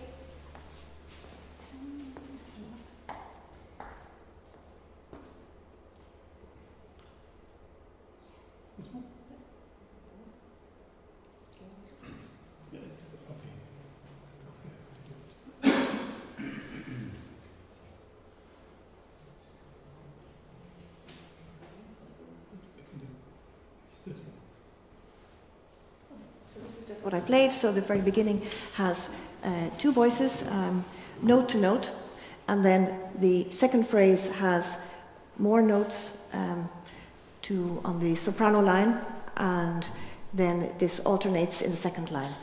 And so this perhaps is a way also that one could use it for two people, or where the master is playing one voice and the student is playing the other.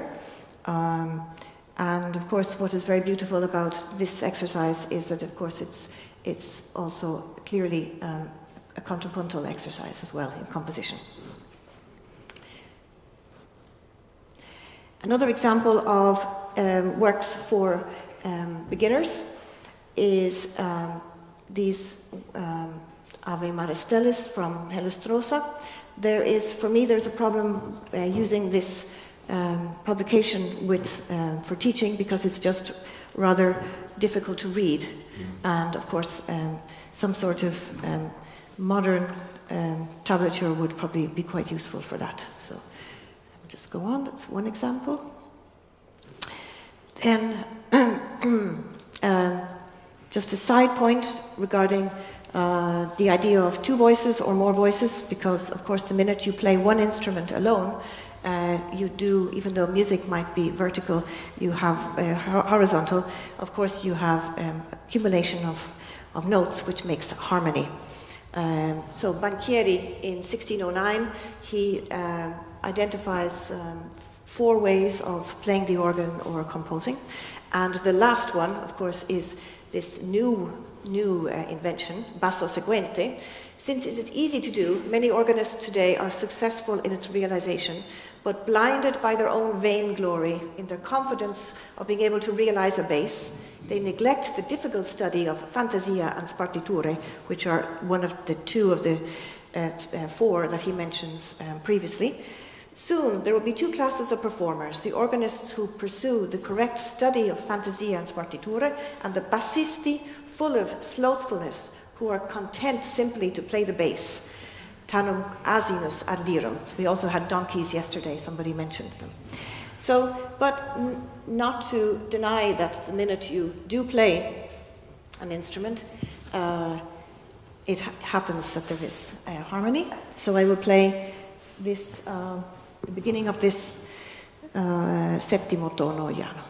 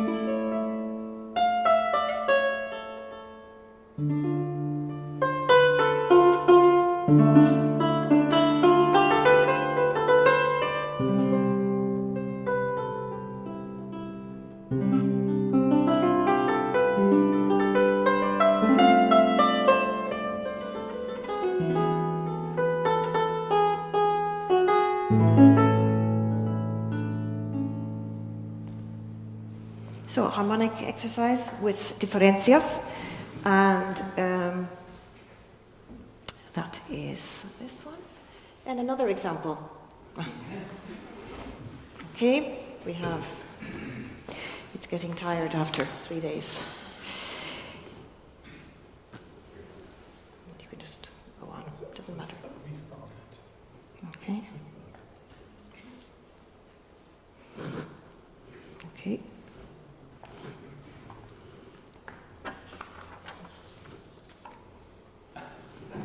No, there's a problem of the document. Okay. Next one. That will keep, then just keep it there. So, yeah, why not? So, we have, the slide before was from Ribayas, the image of the harp, which is very interesting because it looks maybe in some way itself a table. And the example, it's about, Ribayas says it's for practicar il diapason. And then Huete has this, this exercise, many exercises, this is the first one, of playing harmony from chords. So I will play this very quickly.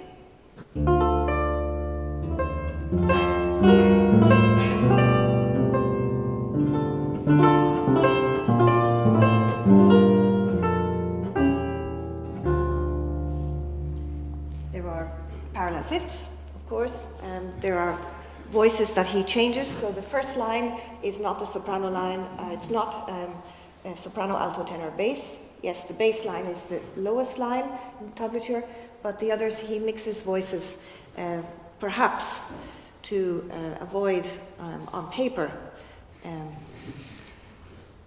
parallel fifths twice in this. Okay, let's see what works. Okay, so then we move on to fingerings.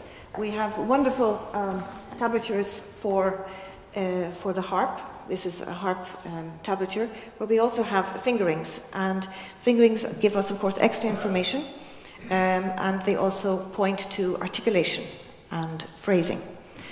So this is wonderful examples. So now we have numbers for each string, and dots and lines for each octave, plus now we have fingerings have been added. Another example of fingerings is Ribayas Tarantella. The book of Ribayas has some fingerings, and some pieces have no fingerings.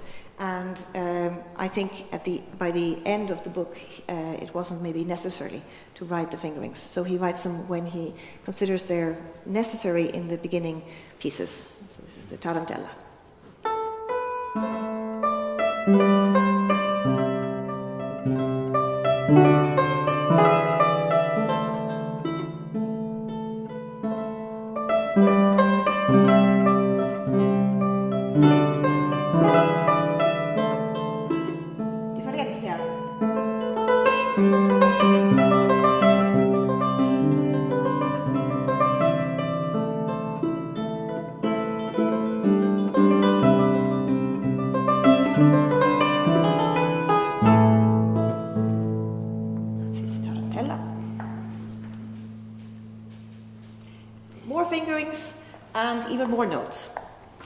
This looks rather complicated, and one of the questions that I ask myself is, at some point, does one read the fingerings, or follow the fingerings, or follow the cifras, the numbers?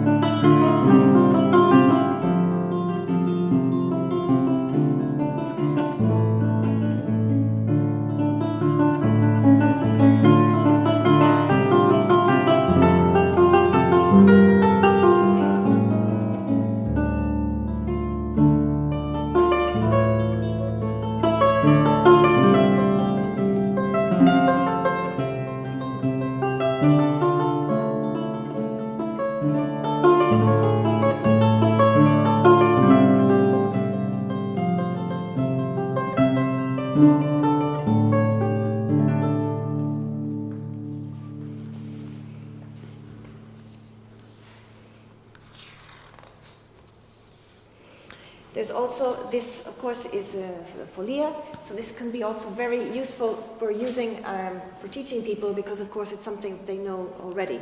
And also my other question or comment is that at some point the amount of information one has for the soprano line, for the tiple, actually the bass can be something that can be very useful, and to play on the bass and knowing a bass, of course. This is a tablature that I like an awful lot. It is not specifically written for the harp, but it's an example of a keyboard tablature, or also could be a harp tablature, but it's not specified in the book, from the Oporto library. And I'll just play the beginning of this opera in primo tono.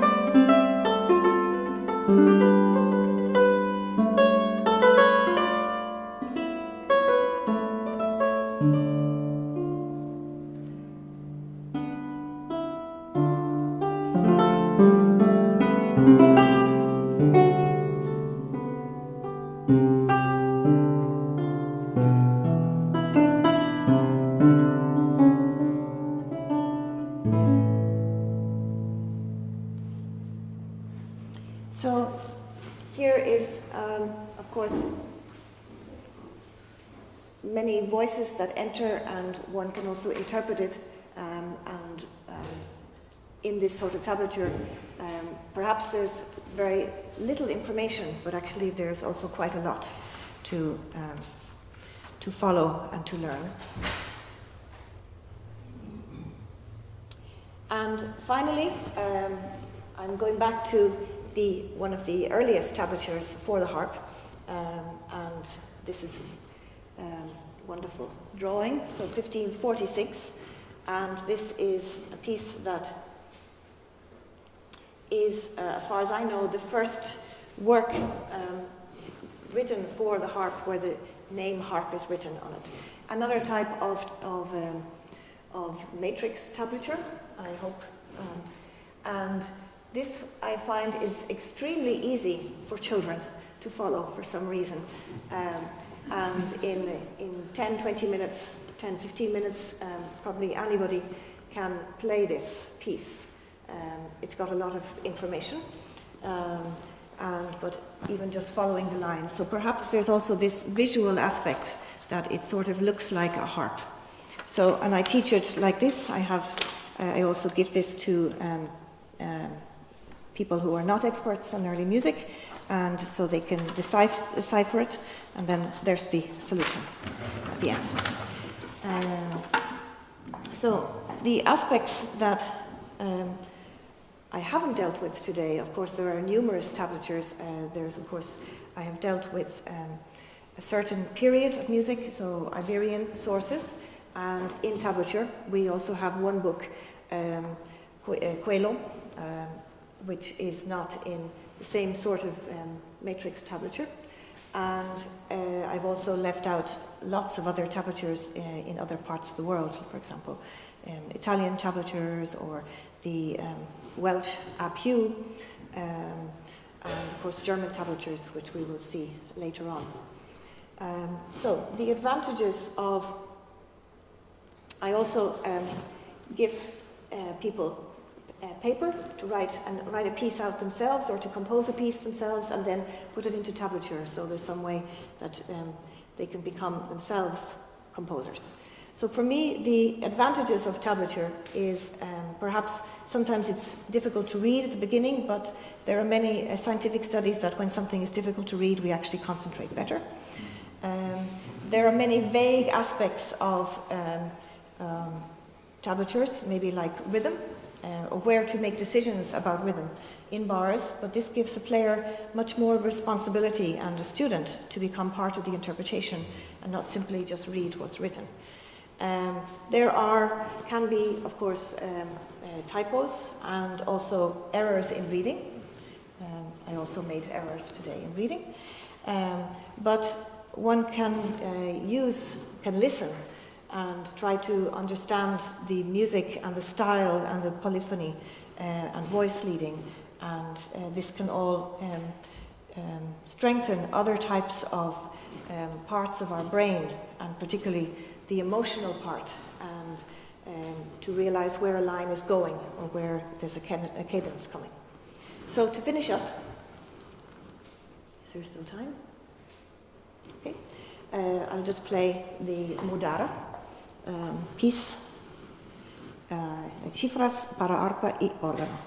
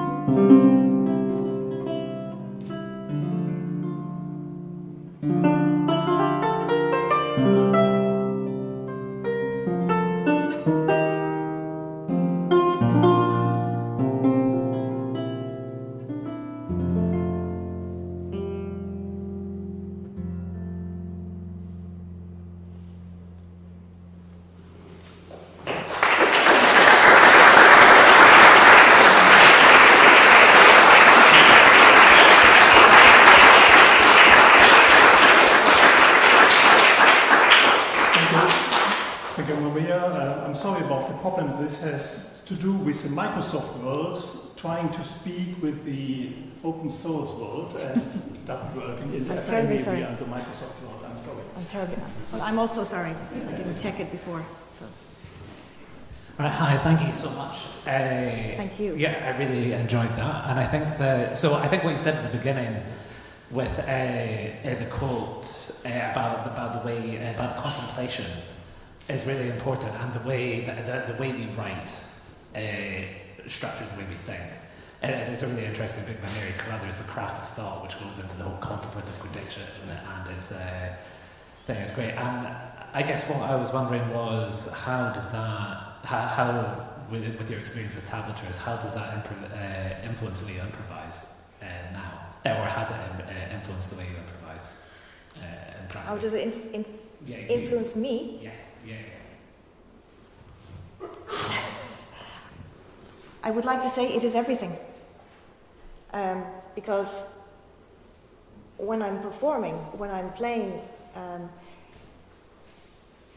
it is the human contact. It is the people in the room that are listening or giving, and I can receive from that, and I can. So it's so emotional what you do when you improvise. So that it's everything.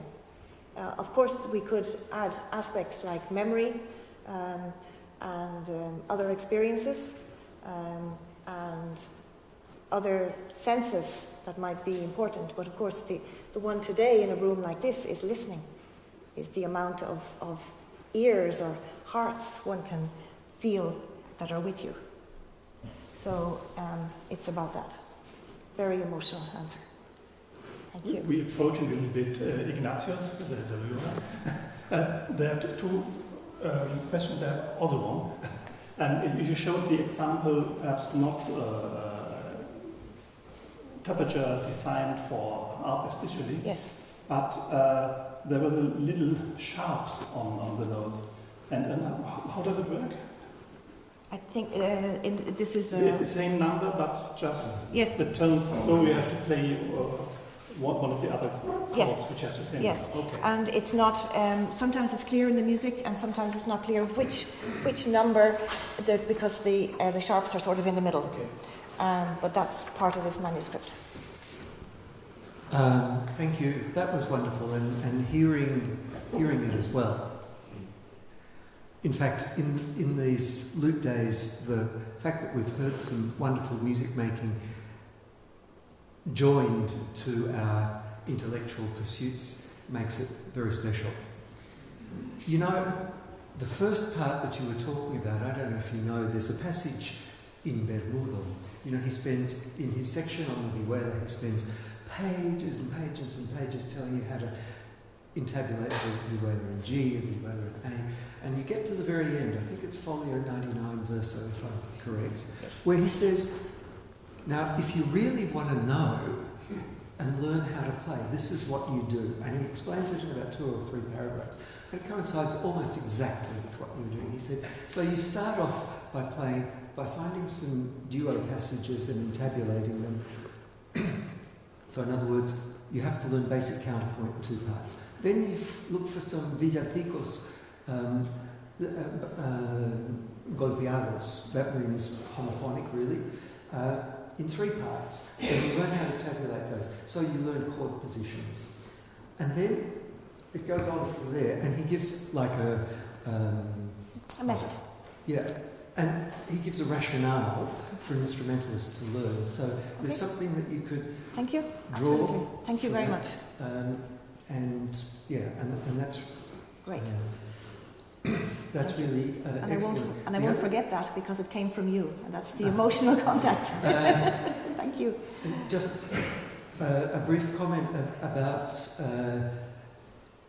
Ignacio de Loyola. It's a thing that I've become very interested in myself recently. It's coincidental, but what it tells us, you know, we don't know how many copies of Venegas de Inestrosa's book were printed, but we do with Cabezon's book. There were 1,200 copies printed. Now, that's an enormous number, and one of the possible explanations is that, you know, who bought these? What does it tell us about performance, or where an instrument like the harp was used? And I think that the answer, partly, is that these were bought in large quantities by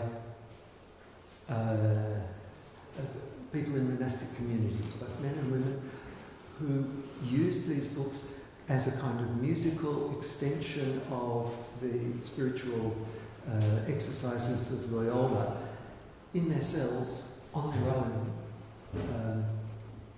in between matins and lauds or whatever. Well, then that's a wonderful, if I can just make a comment that will go into another century, about the occupation of playing the harp to yourself and enjoying it with yourself.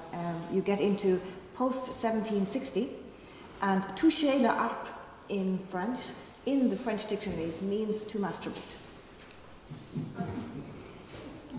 You know that in modern literature of performance, to play for oneself or play with oneself does not exist.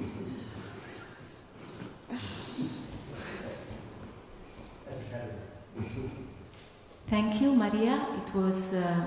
Thank you for your talk. It was great that it was possible in this context to hear some of our greatest repertoire, and also like Huete, Ribayat, the Madrid manuscript.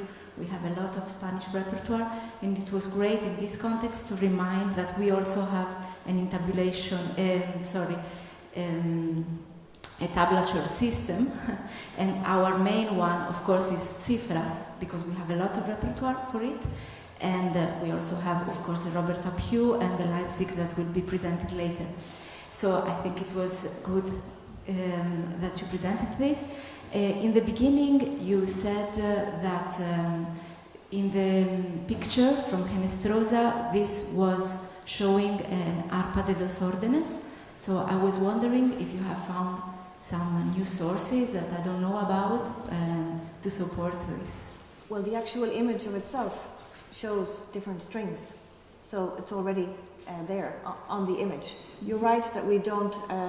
I don't have a date for when is the first arpa de dos órdenes and not un órdenes, but this, of course, is also a huge issue with right across Europe, because in the Burgundian court, Craig Wright's book, 1346, they order a one-rode harp and a triple harp from Belgium. But this is 1346.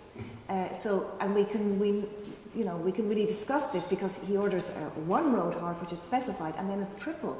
So 1346, what are they doing? What is a triple harp and what is it? But this actual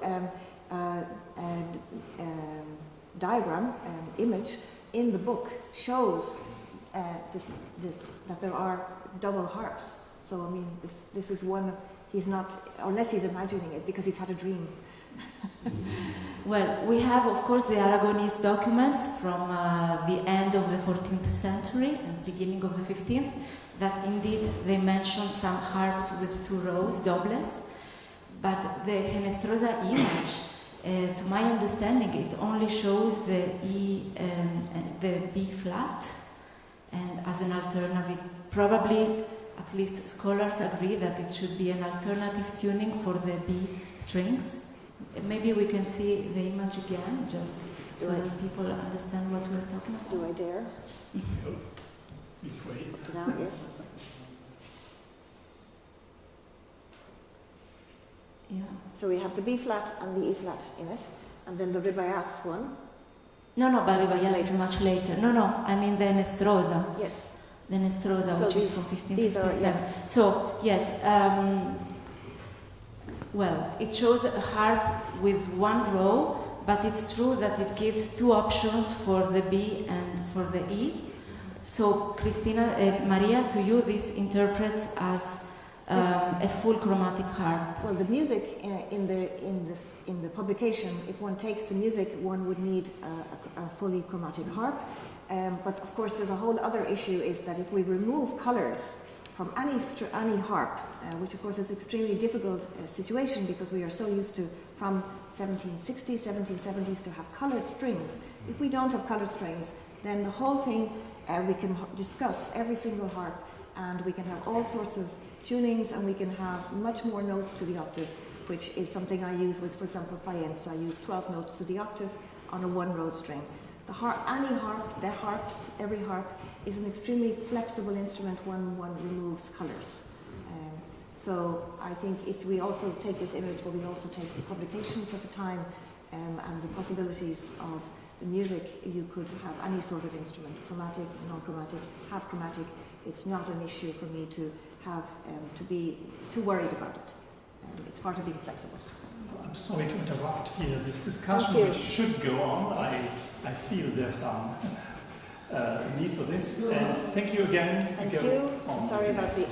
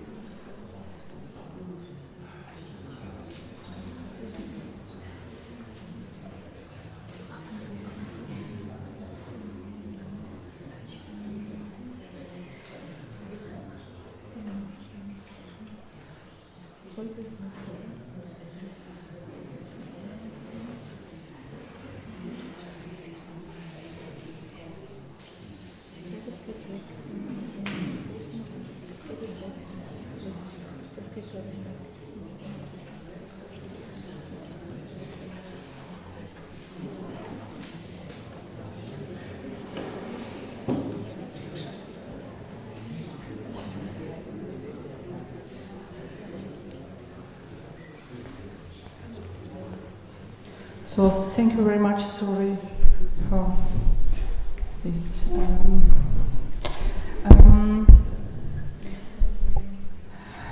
This tablature is preserved in the Leipzig City Library. It is a volume bound about... Oh, yeah, I'm sorry. Can you hear me? Oh. Okay, you can hear me. My name is Heidrun Rosenzweig. I've not been part of the E-LAUTE, so you don't know me. And I used to be the historical harp teacher of the Schola Cantorum before I retired. And what you will hear today is basically the research of Kateryna Schöning with my annotations on the practical part of the harp.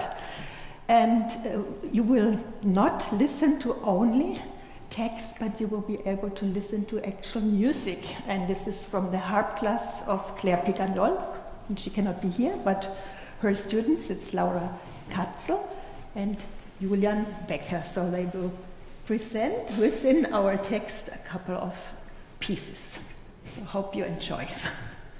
And we start, just as introduction, with our Leipzig harp manuscript 191 from around 1540. And you will get the signature instrumental piece, which is the first piece, is called Stadtpfeifer Tanz, and Laura will play it. Thank you.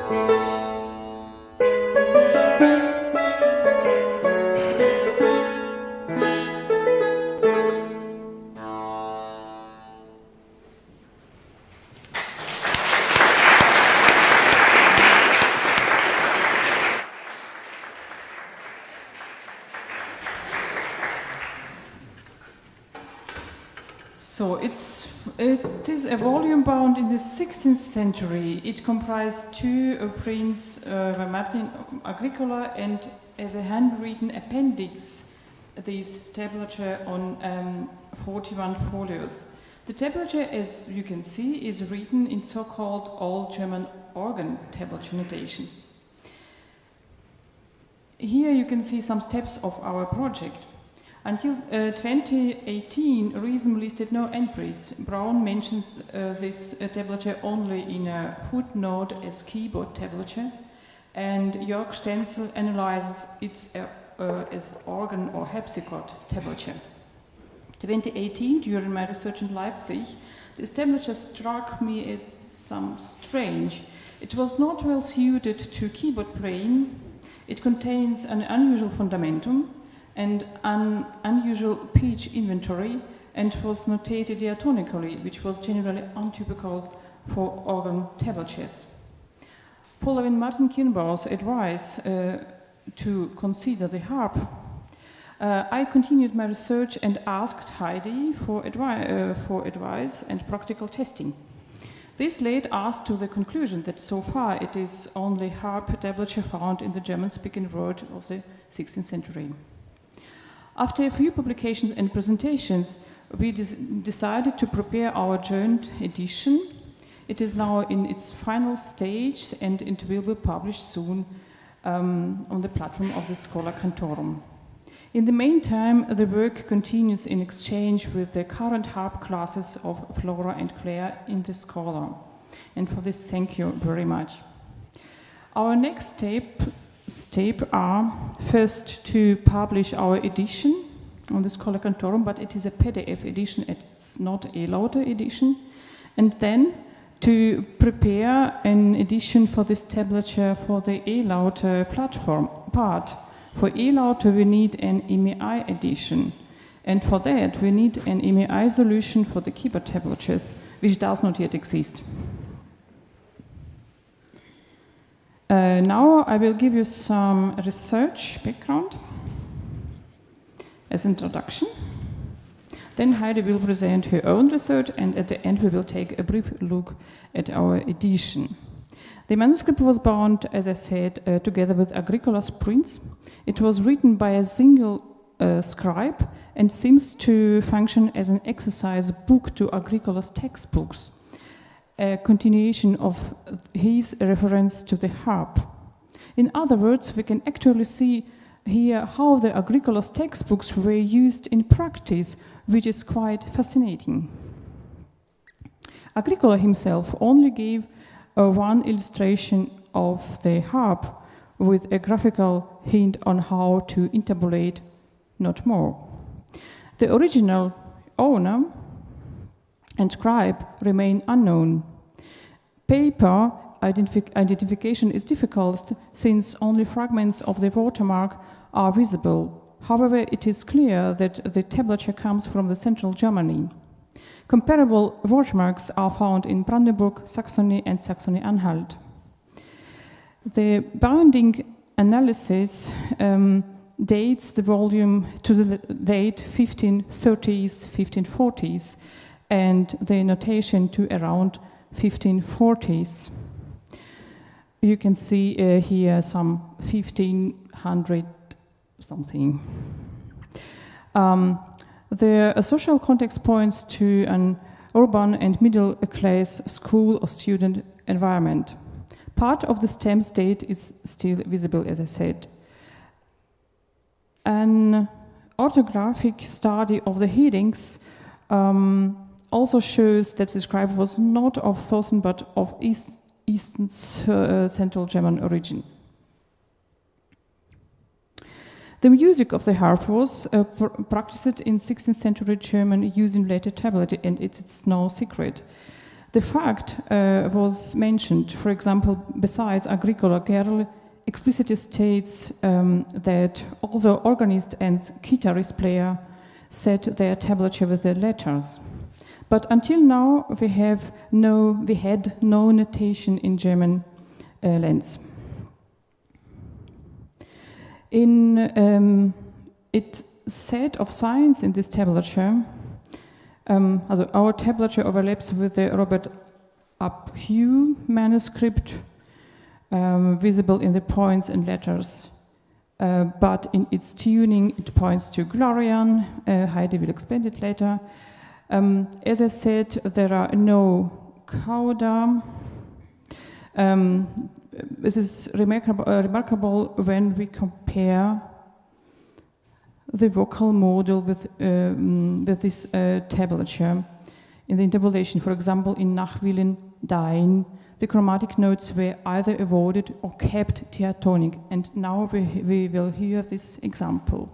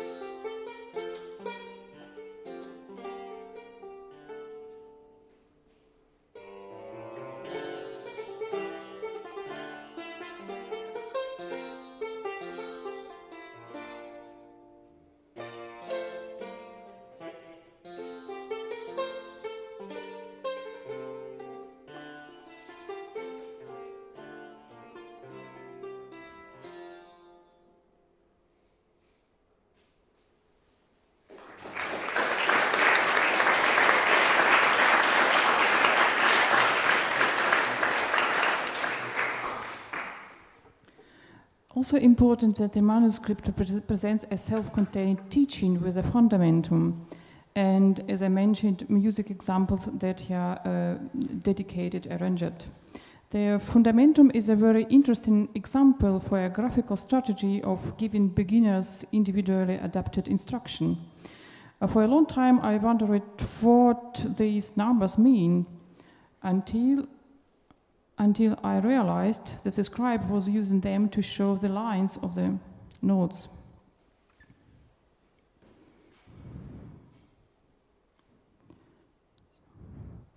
The repertoire consists of all common genres, dances, intabulation, and exercises, preludes, arranged from the simple to the more difficult, and covering all intabulation techniques, first over single voices and then over the voices together. And we now hearing about this harp technique by Heidi.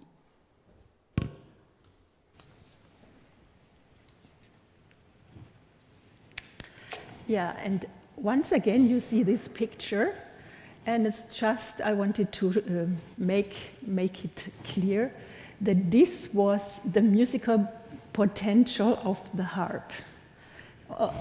One note per string, and if you look, there is a B natural and a B flat, and it means it's interchangeable, so you either choose one or the other. And this is the whole musical context in the 16th century German-speaking harp society or harp playing world. So you had two options, either an F tuning with the B flat, and then you have a leading tone E, and you could have a leading tone A leading to B, and when you have to retune the strings from the B flat, you tune to B natural, then you are in a C tuning.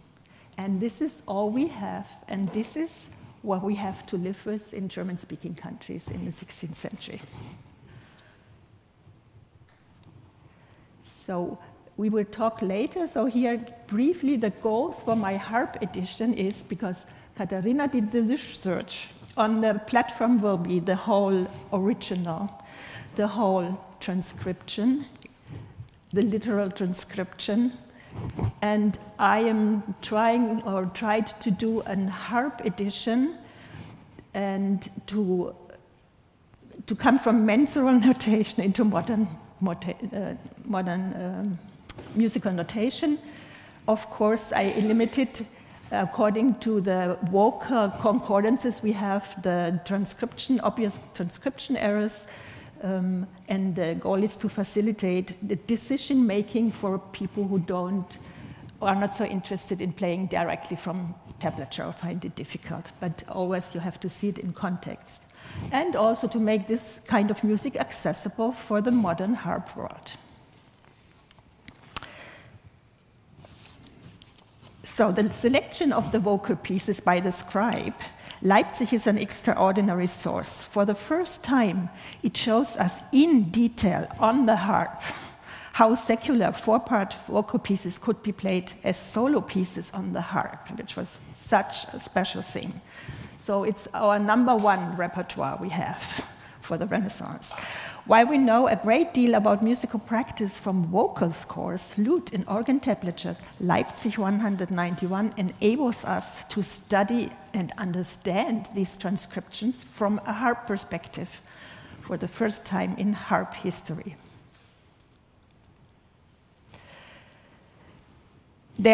So I'm referring mostly to the song repertoire now, because one instrumental piece you have heard, the Stadtpfeifer Tanz, it has a triple as well, and there's another one instrumental piece.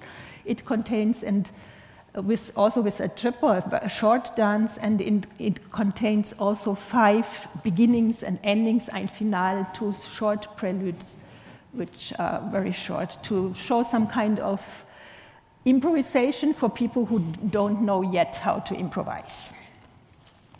So the 11 mostly well-known 4-part vocal pieces chosen by the scribe to set for the harp are homophonic and of medium tempo. They are in all in an F tuning with the B flat, with the exception of one piece, and I think because it's so famous, Ach lieb mit Leib, which is in a C tuning. It's free of any accidentals, so you find nothing, and it fits perfectly well for the harp and makes them well suited. And the pieces are not transposed. The only ficta ever used in the vocal part books is an E flat. The intabulations were written for an instrument which we saw on the Agricola with at least 23 strings ranging from F to G2. It was tuned in fifths, which we could see on Kateryna's slide, and presumably in a Pythagorean tuning. The lowest note, it says F, and I call it Fa, was not a fixed, but a flexible pitch according to Glarian. So it completely depended on the construction of the instrument, but your lowest string was an F. And I think we have this. Color markings, which you see nowadays on the harps, were not known at that time. And the harp has this peculiar L-shaped brace that produced this piercing special sound, which was very, very common at the time.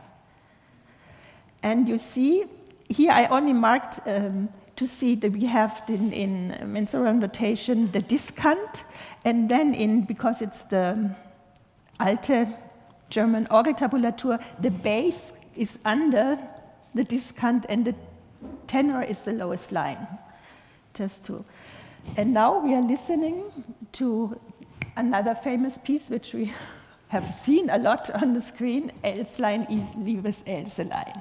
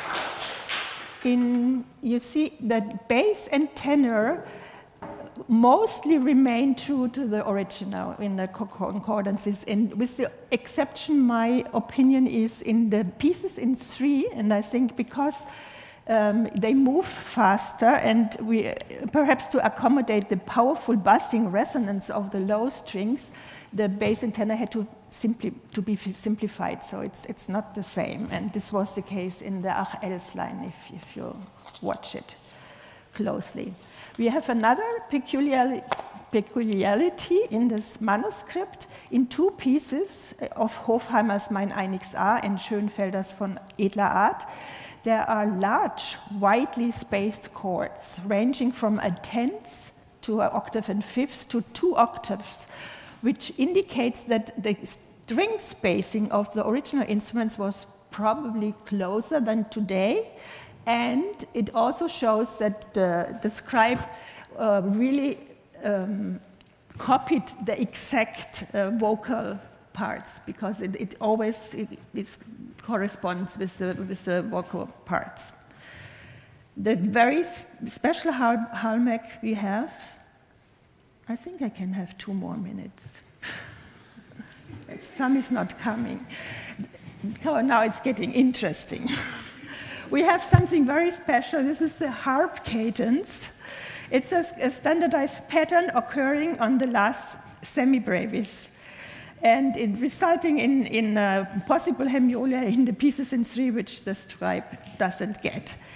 And it's like waving a flag saying, this is a cadence, even if the semitone isn't there.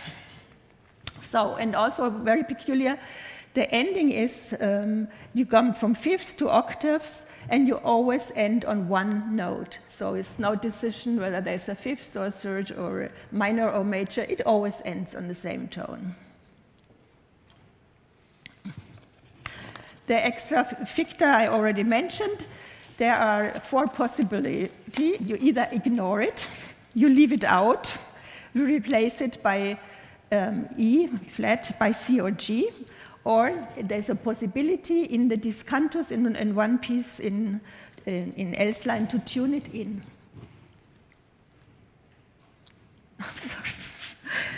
Another very interesting things are the ornamentation.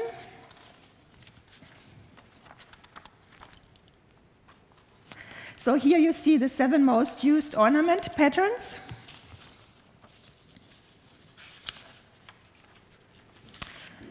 And they're also strictly standardized. What's very, very important is the 16th notes. And to me, they act as a player. They act more for a prolongation of the sound. Like they want the sound to keep ringing. And I don't see it so much as an embellishment, but to keep the sound ringing till the end of the bar. And it's on a plucked instrument, it's the only way you can do it. Yes, next one. And also we have a variety of realization of dotted notes. It's a little bit funny because in most of the lute pieces, you have the number 4, you have a dotted note. It's a quarter note with 2 eighths notes, but here he has variety. And the same is true for suspensions. So he has, I listed it in the order of frequency, the possible ways he has to, before a cadence is how he deals with the cadence. And you see that he never can have this suspension which on a normal cadence is there. Then we have another thing in 2 pieces. There are the Generalpause, the rests. They are at the end of the phrases, they are sometimes shortened or omitted in Nach Willen dein und Ach lieb mit Leid, and it's presumably to avoid too long a silence resulting from the quickly fading sound of the harp. We also have, which I call chill strategy, note value doubling, halving, inserting extra half bars, which are apparently pragmatic adjustments made in the interests of musical flow or simply corrupt historical printing editions, which they used. And they are mostly dealt with in my edition. The core principle behind this tablature transcription can be summed up in one sentence: keep it simple. Instead of complex polyphony or elaborate chromaticism, the scribe focuses on clear, understandable patterns. He thinks in terms of practical playing and shows us how a convincing musical effect can be achieved by just a few standardized means. And let's listen to the piece Zart schöne Frau, and you can read, I have the original vocal piece, I have the lute transcription at the bottom by Neusiedler, and the harp part from Leipzig.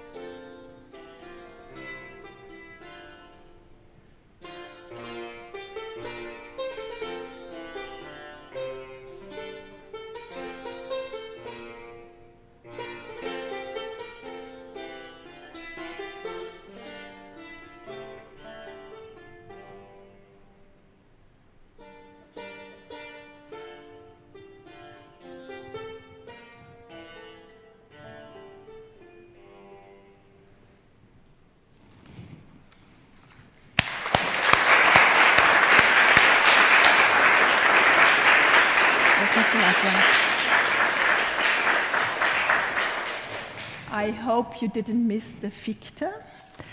The impressive E-LAUTE project provides harpists now with a wealth of easily accessible sources for choosing pieces which also fit the harp, thus expanding our meager repertoire using only 3 main aspects from the Leipzig, the harp cadence, no ficta, and diminution only in the upper voice.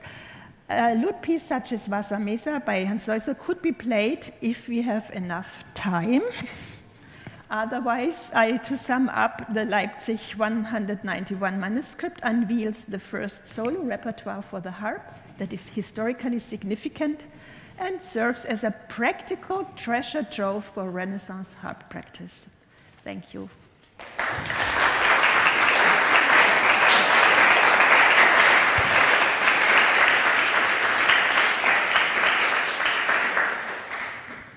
So I think we have to make a practical decision to hear now the music and then keep our normal time scheme, or interrupting now brutally.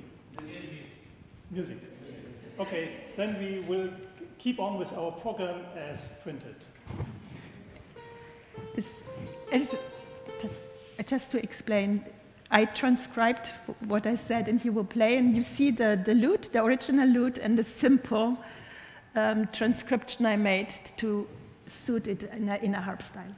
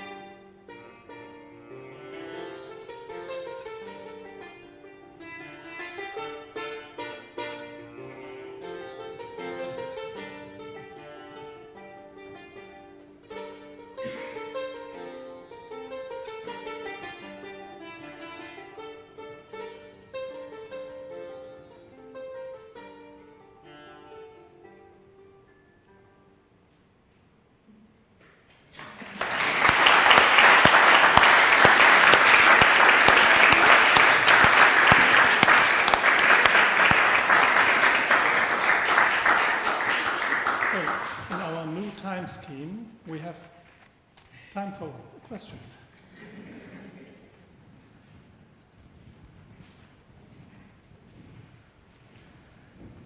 Thank you. First, I would like to express how excited I am to have this source. A question mainly for Kateryna, who has a very big overview on other pieces of this repertoire in organ tablature. Which are all the features of this that can make it idiomatic for the harp? So we know that it's completely diatonic, and you said that there is this very big intervals in the left hand. For example, are there any other things that distinguish this source from other sources of the type, so that we can really construct our idioma based on these characteristics?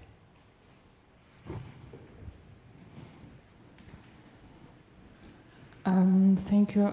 No, it's not so much another features or characteristics. We have embellishment only in the upper voice. We have a big intervals in the middle and in the bass, and we have some features by the interpolation techniques.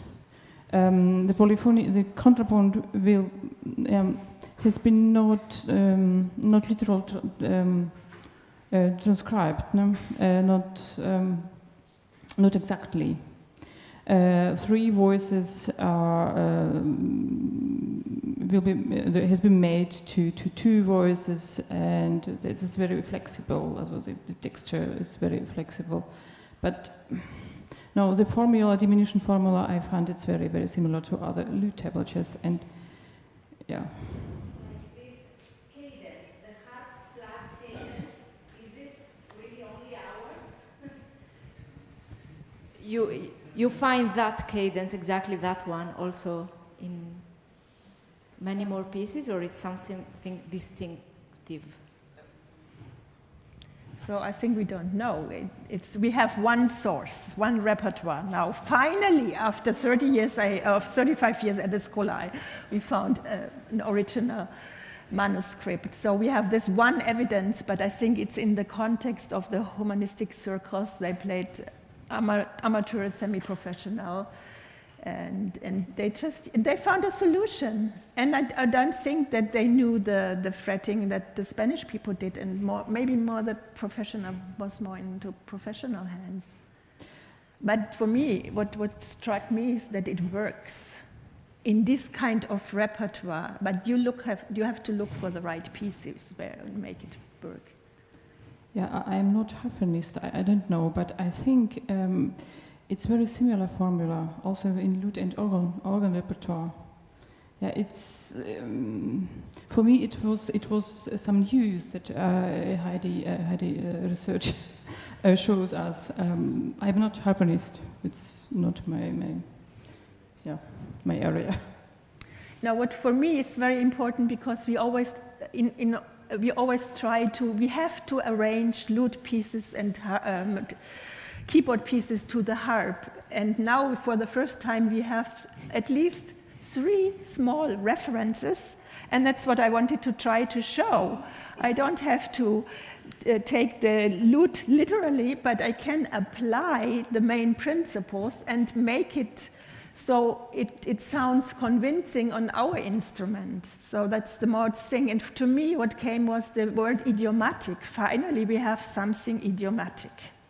And then it's up to us if we build on that and choose pieces and say, oh, listen, I found this and I can do this. And this is why I find E-LAUTE very useful, because here I don't need to read Lute tablature. I can go to the score and look for the suitable pieces. I mean, we are very lucky to have this. Yes, we have to understand really with the remark of Gerle, who mentioned, okay, there's an organist and a guitarist, which is in Germany at the time clearly the harp, not the guitar. They're using the letters for notating music. Yeah, and now we have this one source, and perhaps a second will pop up somewhere, sometime, and they use it as a trampoline for jumping really high. And this is what I like in early music. You can jump on trampolines. And our famous picture here that you had to look various times, the title is the Tabulatur auf die Harfe appliziert. And before we did not have any clue of piece where this tabulature, which means he actually gives the note names, we didn't have, there was no existing piece, and now there are pieces existing. And we have concordances where we can compare what did he actually do.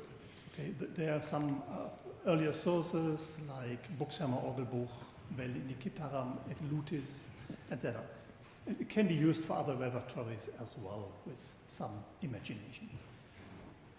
Okay, let's go on. Thank you very much for the presentation.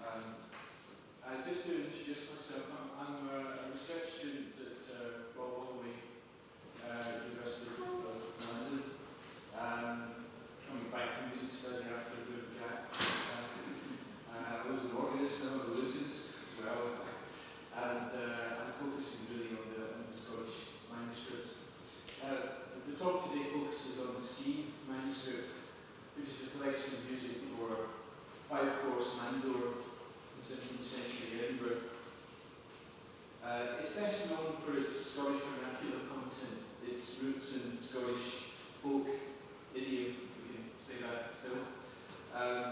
But as we'll see, this is not the whole story.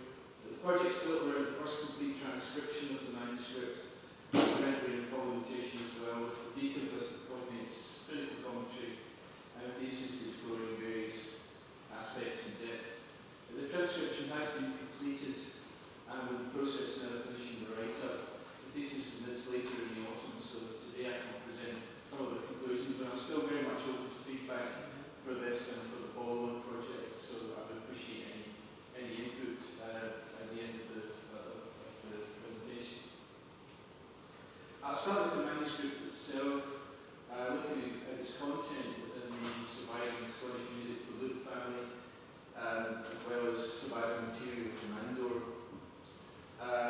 Then we'll look at William Donny, who was an Edinburgh lawyer who discovered the manuscript in a collection of legal papers and produced a book in 1838 with a partial transcription and his own historical commentary. And this work was hugely influential in Scottish music historiography.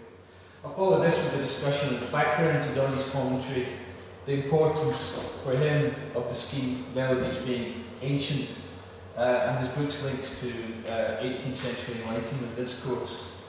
Finally, I'll present my own findings on content and dating, including detail on my discovery for the first time of the manuscript scribe, which hadn't been known previously. The Skene manuscript is quite substantial. It's 121 items of music over about 250 quarter pages, although many are very short. And of the 10 surviving Scottish manuscripts for plucked strings, it actually has the second largest number of items. It's the only one from Mandore. One thing notable from this table is that everything except Balcarres at the end of the century sits within a fairly narrow time frame between 1615 and 1650. So it's condensed in a fairly short period in the first half of the century. Sorry, back the way. Importantly, it's in these lookbooks that we find the earliest notated music in Scottish vernacular idiom. But except for Balcarres, a transcription of which was published by Matthew Spring in 2010, none of the Scottish Lute manuscripts has had a proper scholarly edition, and that's something I hope to address with the publication of this Skene transcription, hopefully by the Lute Society during 2026. The two earliest manuscripts, Lewon and Schola, of the 7 to 9 course Renaissance Lute, and most of the Scottish Lute music from out of players comes from these collections, going back to Jacob Lindbergh's LP in 1988, which I'm sure some people here probably bought. Later material reflecting developments in France are largely what are now they can call transitional tunings, harp sharp and harp flat, for 10 and 12 course Lute. These tunings, in fact, the 12-course Lute generally had persistence in British Isles long after falling out of fashion in France. We see these tunings in the Berber Lute Tutor in the 1660s, Constance, 1676, and again here in Balcarres, alongside material in the French 11-course D minor tuning. The manuscripts have been written up as a group in several survey works, the longest being Matthew Spring's The Lute in Britain, chapter 14. But the topic deserves a deeper dive, and it's my intention to follow up this Skene thesis, which is a master's by research, which I've done over 2 years, with a PhD focused on the Scottish Lute more generally.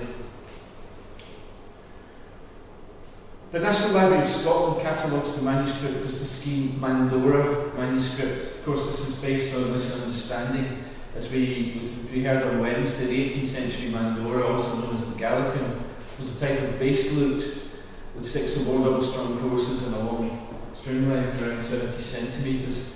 The 17th century Mandore, on the other hand, was a much smaller, high-pitched melody instrument with 4 or 5 courses, usually single-strung, but not always. Often highly decorated, quite a large number of them survive in proportion to the manuscript content, and they can be found in museums all over Europe. This slide shows a particularly nice example from the Musée de la Musique in Paris, a four-course double-strung 17th century Mandore. Possibly an accident of history, possibly down to where most of them were constructed, but like most surviving instruments, it's of Italian origin. What the pictures don't communicate is the scale. The string length of 29 centimetres, which is absolutely tiny. And half the length, string length of a Renaissance alto lute in G, raising the pitch by an octave, and a fourth of fifth higher than the soprano lute that we heard on Wednesday night. Although larger mandors do exist of soprano lute size, from examination of the fingering in the Skene manuscript, it's likely it was written for this short scale instrument in G. Looking briefly at the Skene manuscript in the context of the surviving Mandore corpus, focusing on the French repertoire because the Italian music is a bit different, possibly for a different instrument.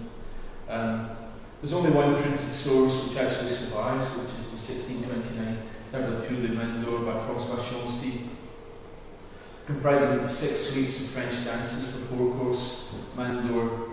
Others dating back to 1578 are known to have existed but are now lost. A particularly intriguing set by Valentin Strobel, printed in Strasbourg in 1650, is for various configurations of lutes. 3 and 4 lutes with gamba and the mandore as a melody instrument. It would be lovely if that turned up someday. In terms of the manuscript sources, the most important group is a series of manuscripts associated with Anton von Schermar, founder of the Schermar Library and a prominent citizen of Ulm, which in those days was the free imperial city, dating back to his student days in Paris in the 1620s. Again, the material is predominantly French dances, with some settings of popular melodies for 4 and 5-course mandore. One of these manuscripts is a collaborative effort between a student, presumably Schermar, and his teacher, identified as Simon Dumontier, instructing him in Intavolature, and this was written up by Don Gill for the Lute Society back in 1994. The remaining sources contain mandore material alongside other content for 12-course lute or 5-course guitar, again, largely French dances. I'll address Skene's relationship to the mandore corpus in a moment, but first to go back to Lewon, the lawyer and amateur musicologist who discovered the manuscript in the 1820s. This was in the papers of the family of Sir John Skene, and he was quite an interesting character, distinguished lawyer, judge, linguist, educated partly in Leiden, partly in Wittenberg. Also worked for a diplomat for James VI of Scotland, who, as people will know, succeeded Queen Elizabeth I as James I of England. Donnie was surprised to find that the titles of some items were familiar. Scottish songs and dance tunes, versions of music that had actually been long in print back when he was around in the early 19th century. Other items were previously unknown by the Scottish character. Many had accompanying divisions. It was quite an exciting discovery. A partial transcription of just over 2/3 of the manuscript was made for Donnie by a member of his Edinburgh Circle, the music antiquarian George Farquhar Graham. Now, Graham was also known for his 19th century partial copy of the Stralick manuscript, which was very fortunate because it was lost soon after he made the partial copy. We have about just over 1/3 of it. But at least we got that third.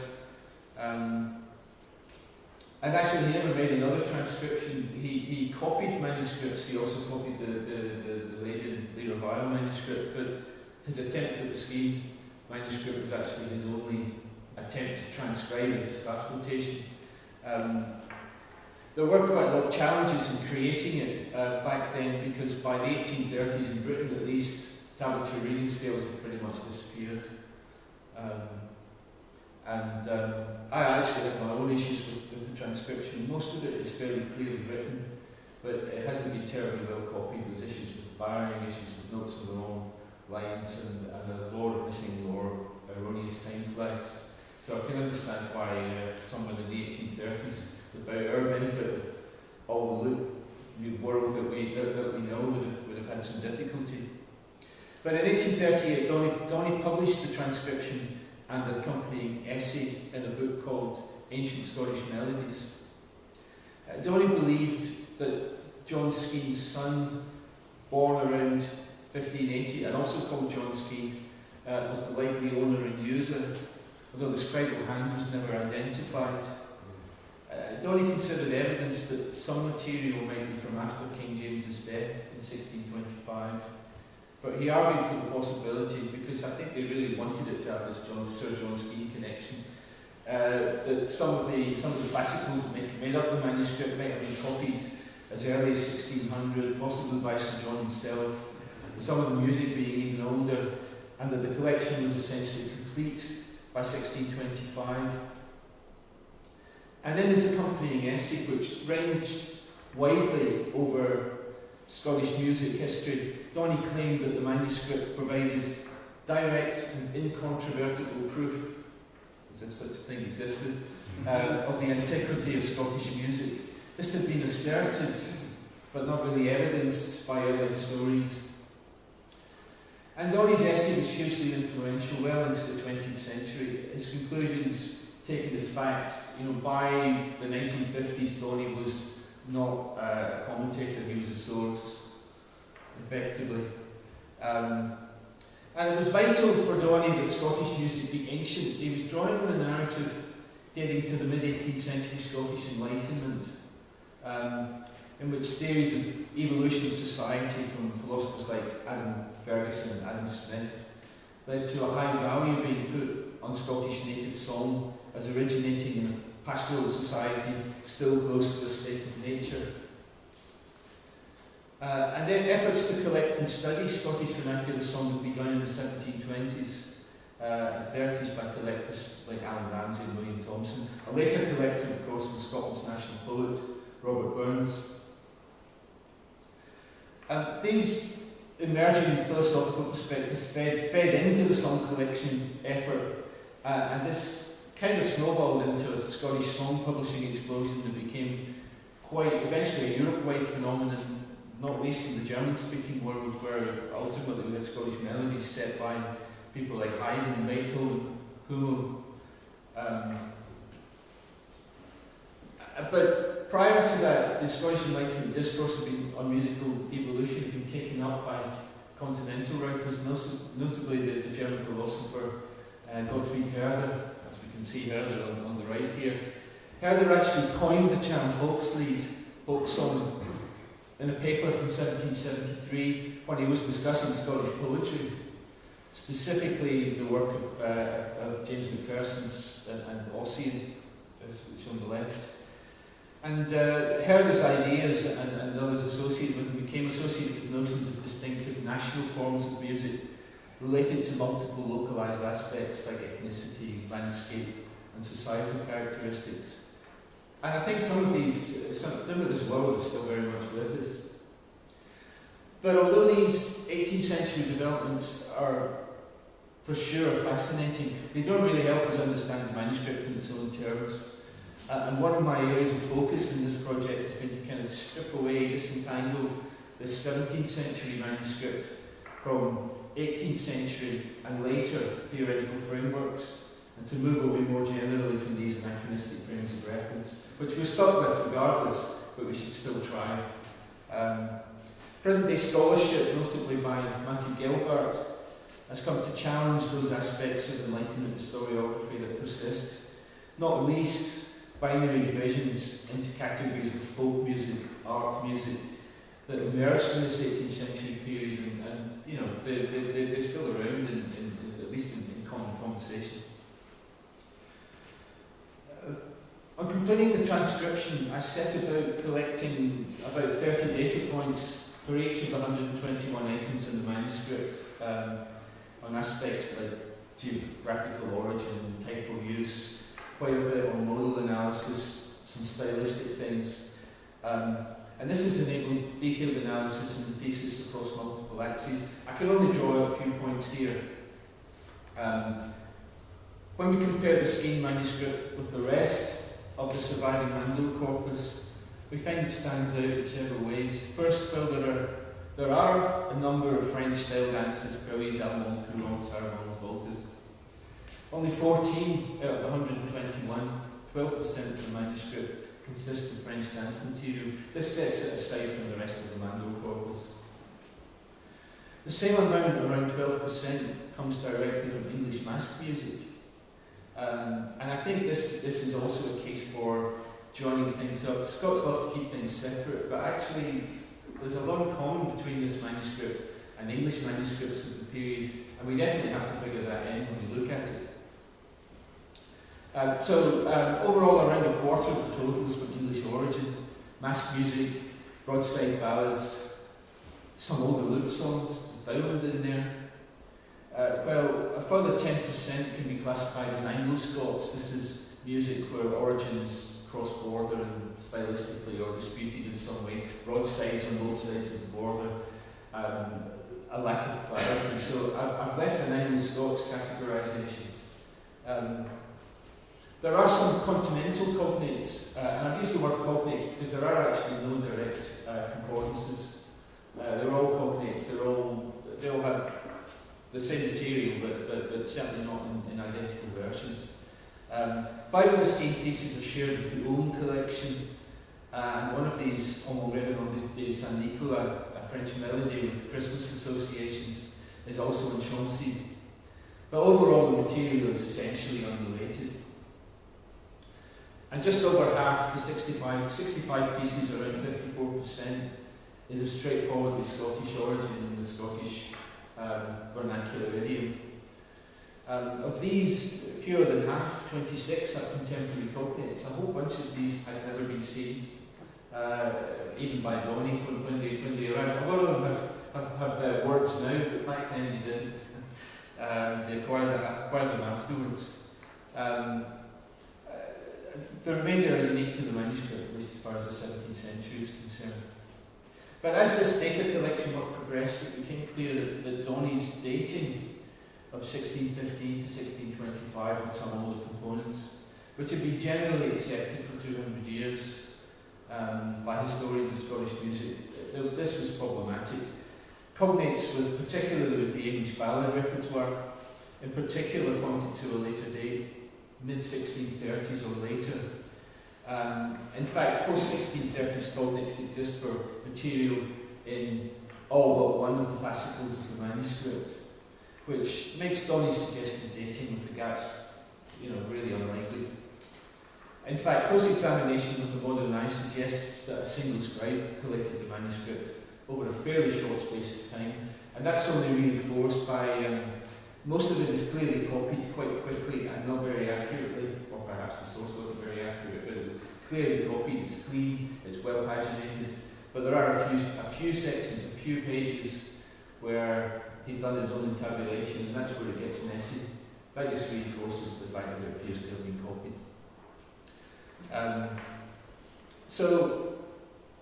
Looking into possible alternatives, based on his own dating, Donny explicitly ruled out the possibility that the manuscript could be assembled by any of John Skene II's children. But the cognates data really put that in doubt, so I went back to the family tree. Graduation lists for Edinburgh University in 1628 put someone else in the picture. This was Skene's eldest son, another John Skene, born around 1608, who took over the Hollyards estate on his father's death in 1644. As it happens, this third John Skene has an unusual claim to fame. Before his death in 1669, he wrote a short treatise on farming entitled Of Husbandry.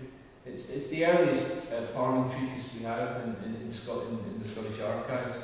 And this was uncovered in the 1960s and written up in the Journal of British Agricultural History, which is not a journal I would expect it to be looking around in. But the text on the left here is bound up with the Mandore Manuscript as the manuscript's 7th fascicle. Although it's cut slightly smaller, this fascicle is on the same paper and in the same hand as the others that contain only music, and describes, if you read through it, it describes a full-size lute, 10-course lute, and harp sharp and harp flat, describes lute tuning, Clearly there was another instrument in the family. And in fact, the Scottish manuscripts that use this tuning all date to the 1640s. The document on the right is a farming treatise of husbandry. I'd been looking closely at the Mandore Manuscript for several months by the time I found this document, and I think the match, for me anyway, was immediately clear. It was also obvious by now I was looking at a manuscript from at least the 1630s, but given the presence of the lute tuning information, could easily be from the mid-1640s to match the other Scottish manuscripts. I turned this round in a different way and pulled out individual letters. Well, the yellow ones here are the Skene manuscript, are the music manuscript, and the ones on the right are the husbandry manuscript. I think it's fairly clear that this is the same scribe. And this is the hand of 98% of the manuscript. There are a few other things, a couple of titles written in, but nothing beyond that. It's clear that we found the scribe for the first time. Anyway, my time is probably getting close, so let me just draw some conclusions. The main goal has been to produce the first complete transcription. As I say, Donnie left out about a third of it, and he left it out with an agenda to make it a little bit more Scottish than it actually is. So to produce a modern transcription with commentary, a standard critical edition, and hopefully the Lute Society will publish this in 2026. I'm going to add, as you can see on the right, I've added a lute part that actually comes across pretty straightforwardly. Given the Mandore's got a top G and a bottom G, and that's what the Renaissance lute is, it comes across the Sixth Coast lute reasonably well, and most of the shapes are sort of under the handle, although there are a few things that are a bit sticky here and there, but there's nothing we can't get around. The second point is that work on cognates has really helped to recontextualise the material as well as assist with the dating. And the thesis will argue for amending the language catalogue in 4 aspects. Number 1 is the manuscript name. It's clearly a Mandore manuscript. The date range, which is now 1630 to 1650. The owner, because we know now the owner was the scribe, was the 3rd John Skene. This has been discussed with the NLS, but obviously they're waiting to see my thesis before they start changing library records, but I've had some interesting conversations with them. But a big part of the work has been to strip away the manuscript from its incrustations of historiography and some of the projections that have been put on it. Donnie and Lucifola generally put their attention on possible ancientness of the content and its relationship to printed song collections. They're trying to base the Scottish material. Nothing wrong with that activity. It's all good stuff, but it hasn't been my focus because I'm working on the manuscript and not its legacy so much. Rather, looking at Skene as a 17th century artefact, the argument in the thesis ultimately is that the vernacular content, like the other material, the mask music, the sarabands, which are fairly recent at this date, the broadsides that we can date, the vernacular music is in the manuscript not because it's ancient, but because it's current. It's music that was in the air at the time, being sung, played, shared in the period of its compilation. And that's something I developed in the thesis, looking at things like literary meter and relationship between individual tunes and historic events.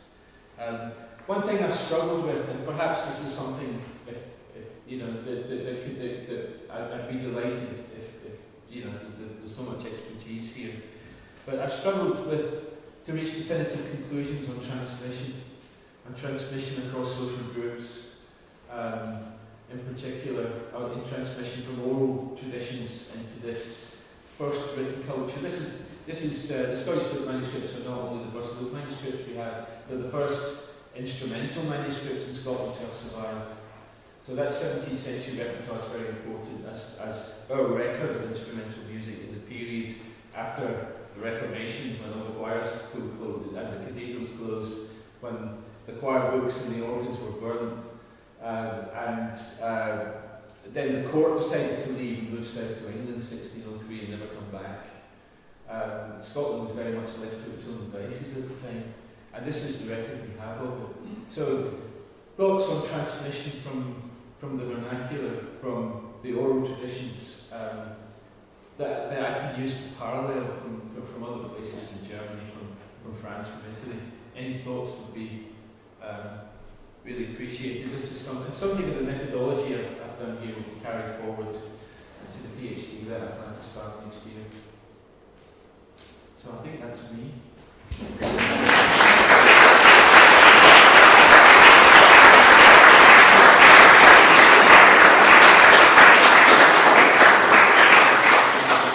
Thank you, Tom. Very interesting. Just a quick question. Your third point, strip away 18th century things, doesn't mean that you won't put it in your transcription.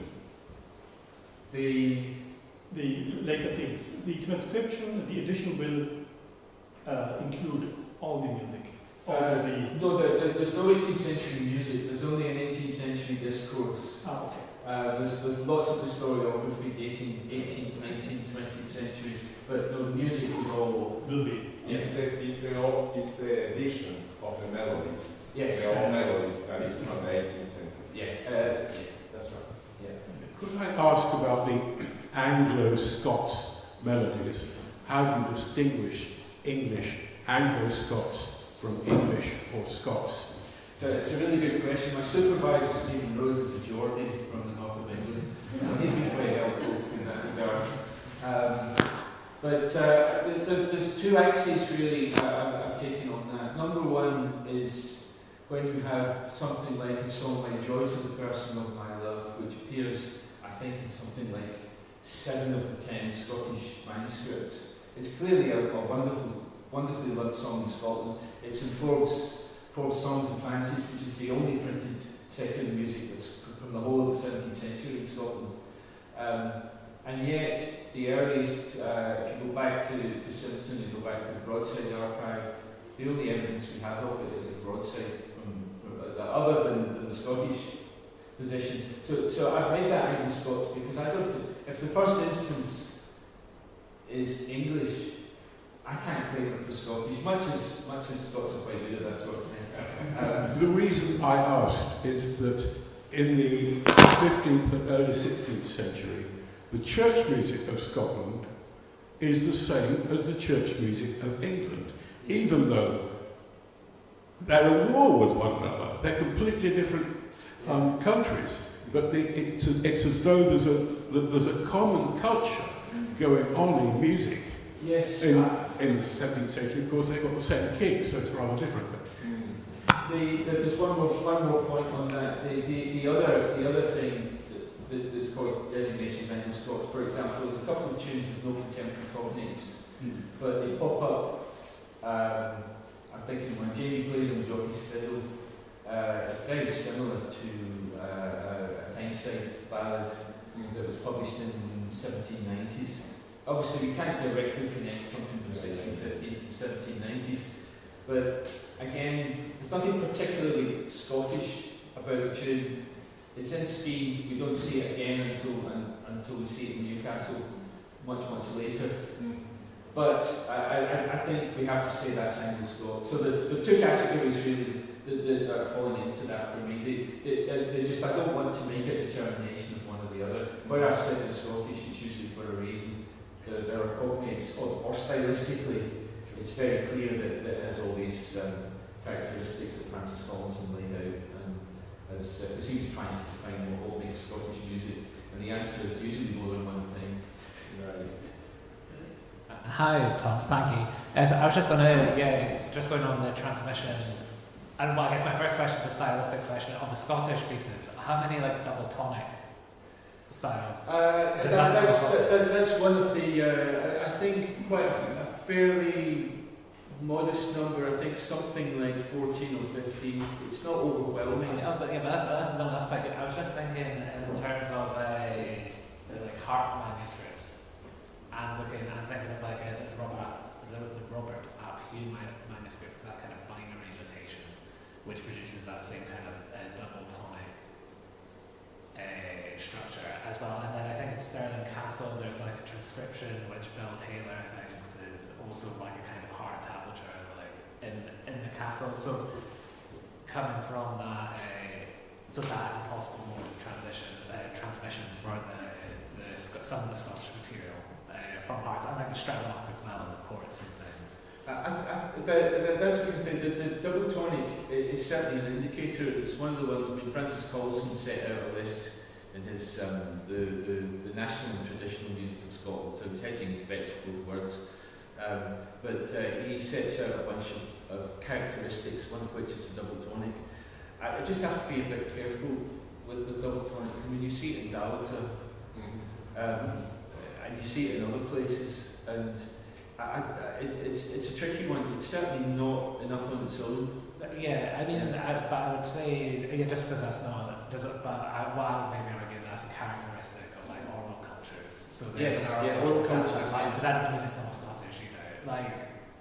Because they transmit it different ways.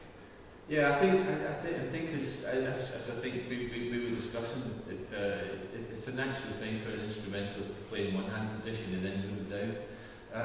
So it's probably something that's oral cultures. Yeah, it definitely a point taken on.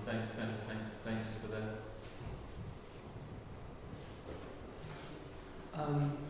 It's really, really interesting, and I like the question about like how to distinguish Anglo-Scots, and I was wondering if you'd looked at the piping traditions, because obviously Northumbrian pipes, Border pipes, Highland pipes, there's like this sort of crossovers between these things as well. I was focused very much on late 16th, 17th century sources looking at coordinates. I deliberately had a cut-off point of Alan Ramsey, 1723. That's when the published tradition kicks in, and that's where we're in a whole different ballgame after that. So I wasn't aware of any. There may well be. I mean, if you're aware of any sources, Northumbrian sources, for example, that were around. I don't know of any pipe manuscripts that are prior to like the 18th century. All this Pibroch kind of stuff tends to be around it. As far as well, it comes in later. In fact, if you look at Aloysius, what's his name's book, the Irish chap, the German chap, Fleischmann, yes, the Irish German chap. Sorry, he actually purloined a whole bunch of stuff from the Skene manuscript from Schola Cantorum, probably quite rightly. Yeah, and then I had a second question. Friends of mine who are in the sort of Scottish trad scene, they very much in their folk song traditions, they distinguish between Scots and Gaelic in the sort of Highland and Lowland traditions. Is there any sense of that in the lute songs? That's something that was kind of slid together in that period after Ramsey. People like Oswald, I think James Oswald was the first person to put them both in the same book. Now you're talking 1760 by that point. He's putting Gaelic and Lowland material together. The Lowland stuff and, as I say, the Northumbrian stuff, it's very similar. The Highland stuff, it's different. Yeah, and again, it's not something that appears very much in Skene. Actually, there's a few lilts, but they're quite stylised, and they're not as they're quite different to some of the Celtic music you see written down in the 19th century. So even then, it would seem almost exotic. Yes. Okay, I would call this the last call already, like in a pub, and I wanted to close now this session, very fruitful, from harp to Mandora, from Leipzig to somewhere in Scotland. And now we can move over to the cafeteria. It will be something served. It's open, but we will meet here again as scheduled at 2:30. Perfect.